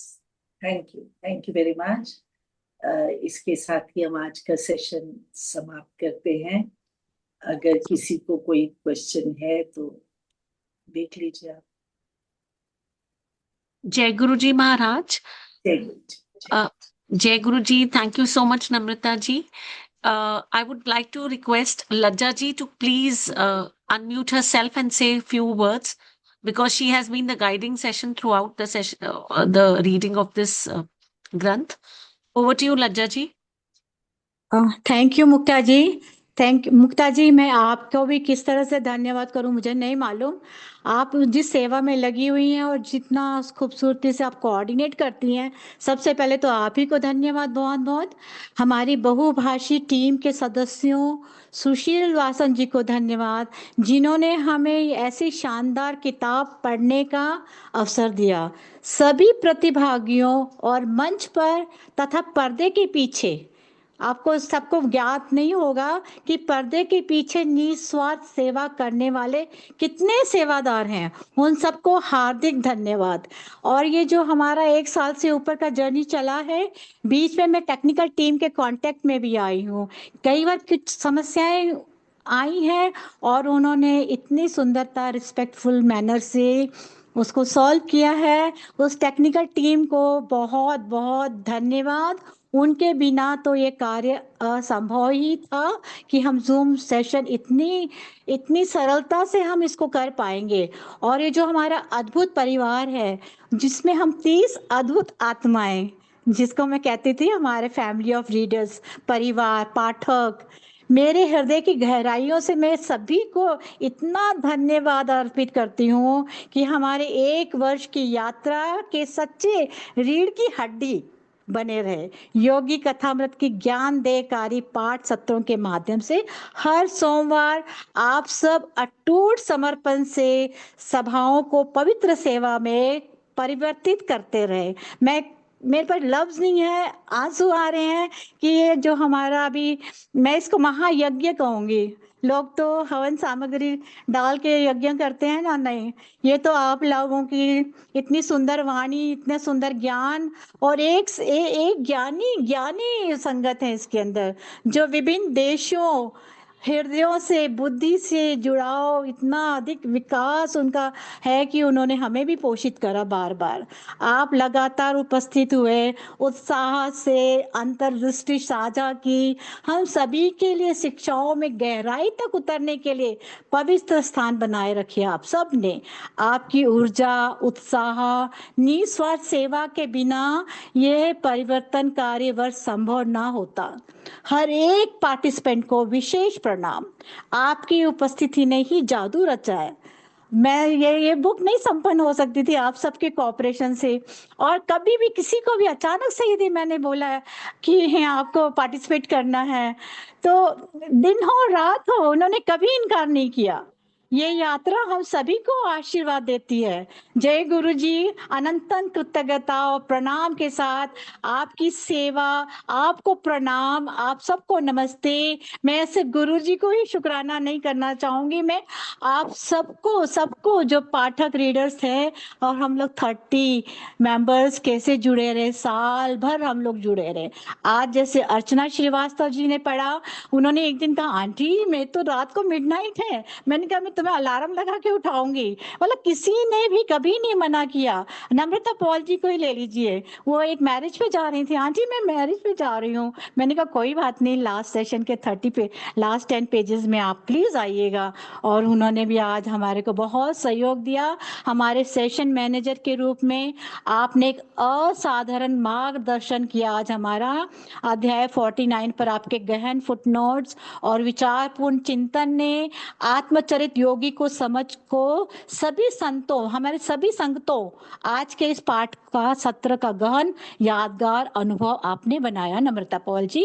और अर्चना श्रीवास्तव जी आत्मकथा जो पढ़ रही हैं और last 10 pages उन्होंने पढ़े हैं, ये विशेष रूप से सार्थक है क्योंकि ये वाराणसी से जुड़ी हुई हैं। इन्होंने पिछली बार भी वर्णन किया था कि उनके पिता क्रियाबान थे और उस टाइम उन्होंने क्रिया दीक्षा भी अपने पिता से ली थी, क्योंकि उनके पिता भी एक कितने योगी संत रहे होंगे, क्योंकि क्रिया योग की दीक्षा हर आदमी नहीं दे सकता।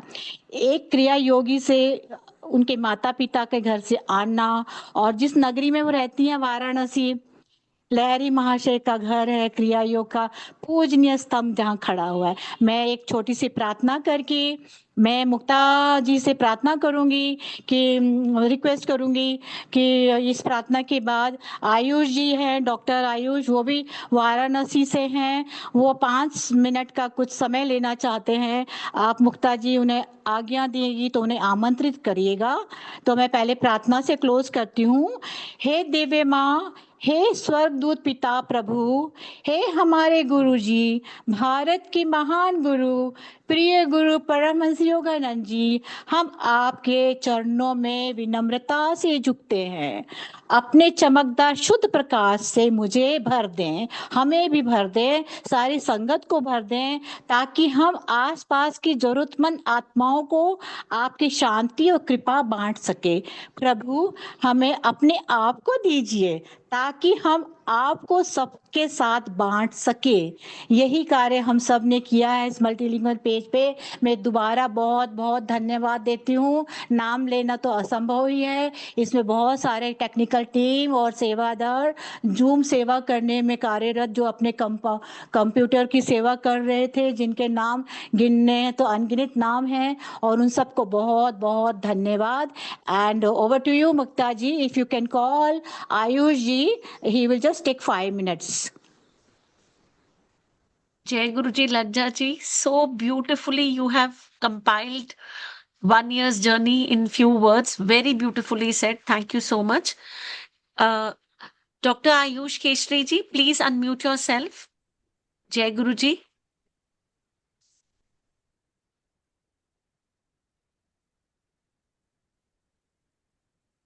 Dr. Ayush ji, you are already the co-host. Please unmute yourself.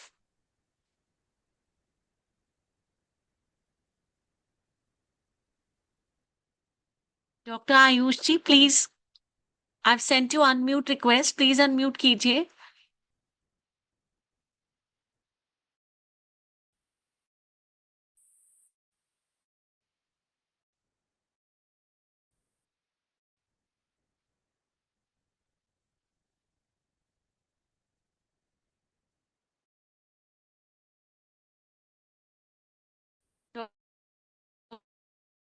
Dr. Ayush ji, are you there? Please.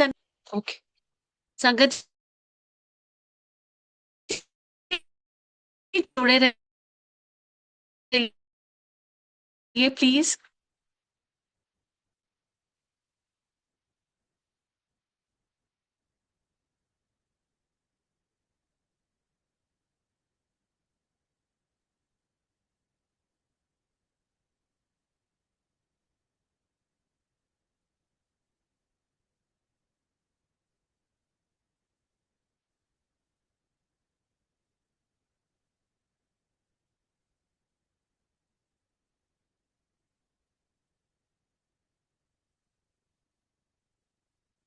Dr. Ayush ji, please unmute yourself.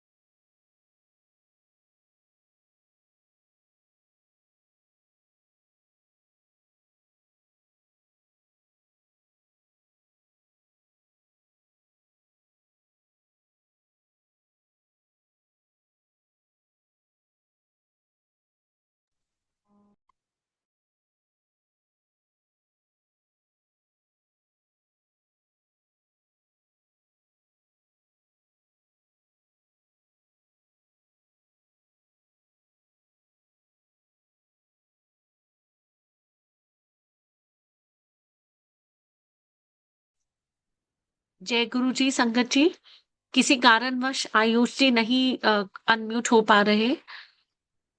So Anantam Shukrana on behalf of Vasan uncle Jai and Guruji. Multilingual Global Sevadar team. Jai Guruji. Okay. Can I? Yes, please. हाँ जी. जय संगत जी, गुरुजी. Doctor Ayush ji will जय गुरुजी. मैं मुझे लगता है सबसे छोटा हूँ अभी, जब मैंने एक चैप्टर पढ़ा है, और I feel when I got this chapter I had no idea of Yogananda Paramahansa ji की कौन है ये. तो मैंने इनके बारे में बहुत बार, इनके बुक मुझे दिखते थे, मुझे लाइब्रेरीज में कई बार दिखे मुझे, लेकिन मुझे कभी इनको पढ़ने की इच्छा नहीं हुई. लेकिन मन में सवाल था, ये कौन है, मुझे दिखते हैं, इनके बाल बड़े बड़े हैं. और जब मैंने ये किताब, जब मुझे ये चैप्टर मिला पढ़ने के लिए, तो मुझे जब मैं पर्सनल एक्सपीरियंसेस से मुझे मिलता है कि it was all of us who been reading, जिन्होंने भी पढ़ा है इस किताब को, सब लोग कहीं ना कहीं इस चैप्टर से या उस किताब से कहीं ना कोई कनेक्शन रखते हैं। अभी मैं नमिता मैम आंटी को सुन रहा था और सभी लोगों को सुन रहा था। मुझे लगता है जब से मैं गुरुजी से जुड़ा हूँ और जो मेरी जर्नी गुरुजी के साथ शुरू से तो कई जन्मों की जर्नी है। It's more on retrospection. मुझे लगता है मैं अपने अंदर देख सकता हूँ और आज देखने का प्रयास करने की कोशिश कर रहे हैं। मैंने सीखा है योगानंद परमहंस जी से ये किताब सुनने के दौरान और पढ़ने के दौरान। हम सब लोग यहाँ पे एक रोल निभा रहे हैं और रोल और दायित्व तो हमें अलग अलग तरीके से दिया गया है। गुरुजी ऊपर से देख रहे हैं कि हम अपने रोल को किस तरीके से देखते हैं और उसी दौरान में हम उनको कितना याद रखते हैं। जैसे अभी जब अर्चना आंटी पढ़ रही थी तो वो उन्होंने बताया कि 1:30 बज रहा है वहाँ पे और वो पढ़ रही हैं और गुरुजी से एक बार किसी संगत ने पूछा था कि मुझसे अमृत वेला नहीं हो पाता, मैं उठ नहीं पाती हूँ, तो मैं कैसे करूँ? तो गुरुजी ने एक बात कहा था, जिस पल तू गुरु ਨੂੰ याद करती है वही अमृत वेला है। तो मुझे लगता है अभी वो 1:30 बजे वहाँ बैठी है इंडिया में और हम अब लगभग इंडिया में 1:30 बज रहा है अभी, जब हम यहाँ पे कनेक्ट हैं और हम गुरुजी को याद करें तो ये हम सब लोगों के लिए अमृत वेला है। और गुरुजी की पूरी जर्नी में जब तक मैं अभी जो गुरुजी को जितना जान पाया, मुझे लगता है अभी तो मैंने वो गागर में सागर भरने वाली बात है कि अब मैं कभी एक बूंद हूँ और शायद वो समुद्र है गुरुजी बहुत।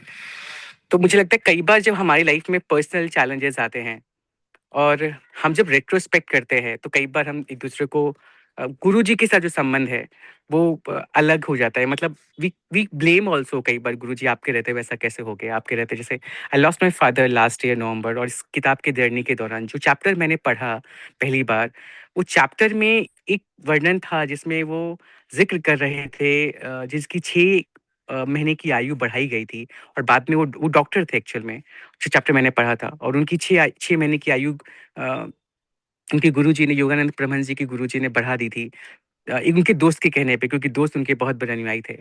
और जब मेरे पापा की मृत्यु हुई तो मुझे ऐसा लगा कि दुनिया पूरी खत्म हो गई है। और फिर मैं गुरुजी से मैंने बहुत सारे सवाल पूछ रहा था। मैं दुर्गा जी को बहुत मानता हूँ, तो मुझे ऐसा लग रहा था कि आप कहाँ हैं? आप लोग कहाँ हैं? मतलब ऐसा मेरे साथ कैसे हो गया? क्योंकि उसी दिन शाम को मैं पापा से मिल के ट्रेन पे बैठा था और मैं मंत्र जाप करके ट्रेन में बैठ रहा था। मंत्र जाप किया मैंने आधे घंटे, मैं सोए रहा हूँ तो मेरे को सपने भगवान दिख रहे थे। रात में 1:30 बजे मुझे कॉल आता है पापा नहीं रहे, जब पापा वाज वेरी फाइन, तो he had an heart issues from past. तो वो चैप्टर कहीं न कहीं मुझे बाद में समझ में आया जब मैंने चैप्टर को दोबारा से याद किया और समझा। तो थोड़ा जो विवरण था वो चैप्टर में थोड़ा-थोड़ा कैरेक्टरिस्टिक मेरे पापा से मिलता था। मतलब मेरे पापा थोड़े स्ट्रॉन्ग पर्सन थे and he was very kind of person who a, dominating थे थोड़े से, जल्दी सुनते नहीं थे किसी के। जब मैंने वो चैप्टर को पढ़ा और बाद में कनेक्ट किया, मुझे लगता है गुरुजी ने मुझे पहले ही बता दिया था, मुझे प्रिपेयर कर रहे थे कि ऐसा कुछ होने वाला है। तो और अभी जब मैं गुरुजी से दोबारा से बात करता हूँ, पूछता हूँ, तो मुझे ऐसा लगता है कि गुरुजी ही मेरे पापा हैं। और अभी जैसे नमिता मैम कह रही थी कि हम आंटी कह रही थी, हम सब लोग अपनी-अपनी जर्नी में हैं। तो आज मुझे कमी नहीं खलती मेरे पापा की, मुझे ऐसा लगता है क्योंकि जो पापा के फॉर्म में जो गुरुजी हैं ना, वो हमारे साथ हैं और पापा मेरे साथ हैं और गुरुजी भी मेरे साथ हैं। तो वो गुरुजी जो है ना, मैं ऐसे हवा में नहीं बात कर रहा कि ये बोलने के लिए कह रहा हूँ। मैंने कई बार गुरुजी से कहा है कि गुरुजी आज मेरे पापा होते ना तो इसको ऐसे करते। मेरे पापा होते ना तो मैं ऐसी बात कह पाता उनसे। मेरे पापा होते ना तो ये चीज़ ऐसे हो जाती। और पता है आपको गुरुजी ने उसको वैसे ही होने दिया जैसे-जैसे मैं गुरुजी को बोल रहा हूँ। तो मुझे वो कमी खलती है कि फिज़िकल फ़ॉर्म में मेरे पापा मेरे साथ नहीं है। लेकिन मुझे गुरुजी ने वो एहसास करवाया है कि वो मेरे पापा उनके साथ हैं और गुरुजी मेरे साथ हैं और गुरुजी हर पल मेरे साथ हैं। और वो हर पल मुझे ऑब्ज़र्व करते हैं, मुझे प्रोटेक्ट करते हैं और मुझे वो जितना प्यार दे सकते हैं, वो पूरा प्यार दे रहे हैं। कि जो मेरे पापा रहते मुझे प्यार मिलता, जो पापा रहते मुझे सपोर्ट मिलता, जो पापा रहते तो मुझे जो कॉन्फिडेंस रहता, वो गुरुजी मुझे बार-बार कहते हैं कि मैं हूँ ना, मैं हूँ ना, मैं हूँ ना। तो मैं अपने वक्तव्य को यहीं पे विराम दूँगा इस बात को कह के कि हम सब लोगों को गुरुजी सबके पिता हैं और माता हैं और हम लोगों को उनसे कनेक्ट करना चाहिए। मैंने उनसे कनेक्ट करके यही सीखा है, जब आप उनसे जुड़ जाते हैं उनके चरणों में, तो वो आपको इतना कुछ दे सकते हैं जितना हम लोग नहीं माँग सकते। एक मतलब शब्द है जो हम सुनते थे कई बार कि शब्द में अर्थात ये कहते हैं कि गुरु से हमें क्या माँगना चाहिए? तो गुरु को गुरु माँग लो, क्योंकि हम कई बार कुछ माँग ले, जैसे हम ये दे दीजिए, वो दे दीजिए, वो दे दीजिए। तो उसमें शब्द में ये बात है कि गुरु से गुरु माँग लो, बाकी सब मिल जाएगा। तो हमें गुरुजी से गुरु माँग लेना चाहिए। जब गुरुजी मिल जाएँगे, आपको सब कुछ मिल जाएगा, हमें सब कुछ मिल जाएगा। तो मुझे लगता है गुरु के फॉर्म में जब मेरे को पापा मिले, तो वो सब कुछ मिल गया जो मुझे चाहिए। बाकी गुरुजी की कृपा हम सब पे बनी रहे और सब लोग हम लोग गुरुजी के चरणों में लगे रहे। जय गुरुजी, जय गुरुजी, शुक्राना गुरुजी। Jai Guruji Maharaj, Anantam Shukrana. On behalf of Vasan Uncle and full multilingual global सेवादार टीम, मैं तहे दिल से आभारी हूँ। एंड आज बहुत भारी मन से कहना पड़ रहा है कि आज इस बुक का कंक्लूडिंग, इस ग्रंथ का रादर कंक्लूडिंग सेशन है। I would from the bottom of my heart like to thank all the readers, all the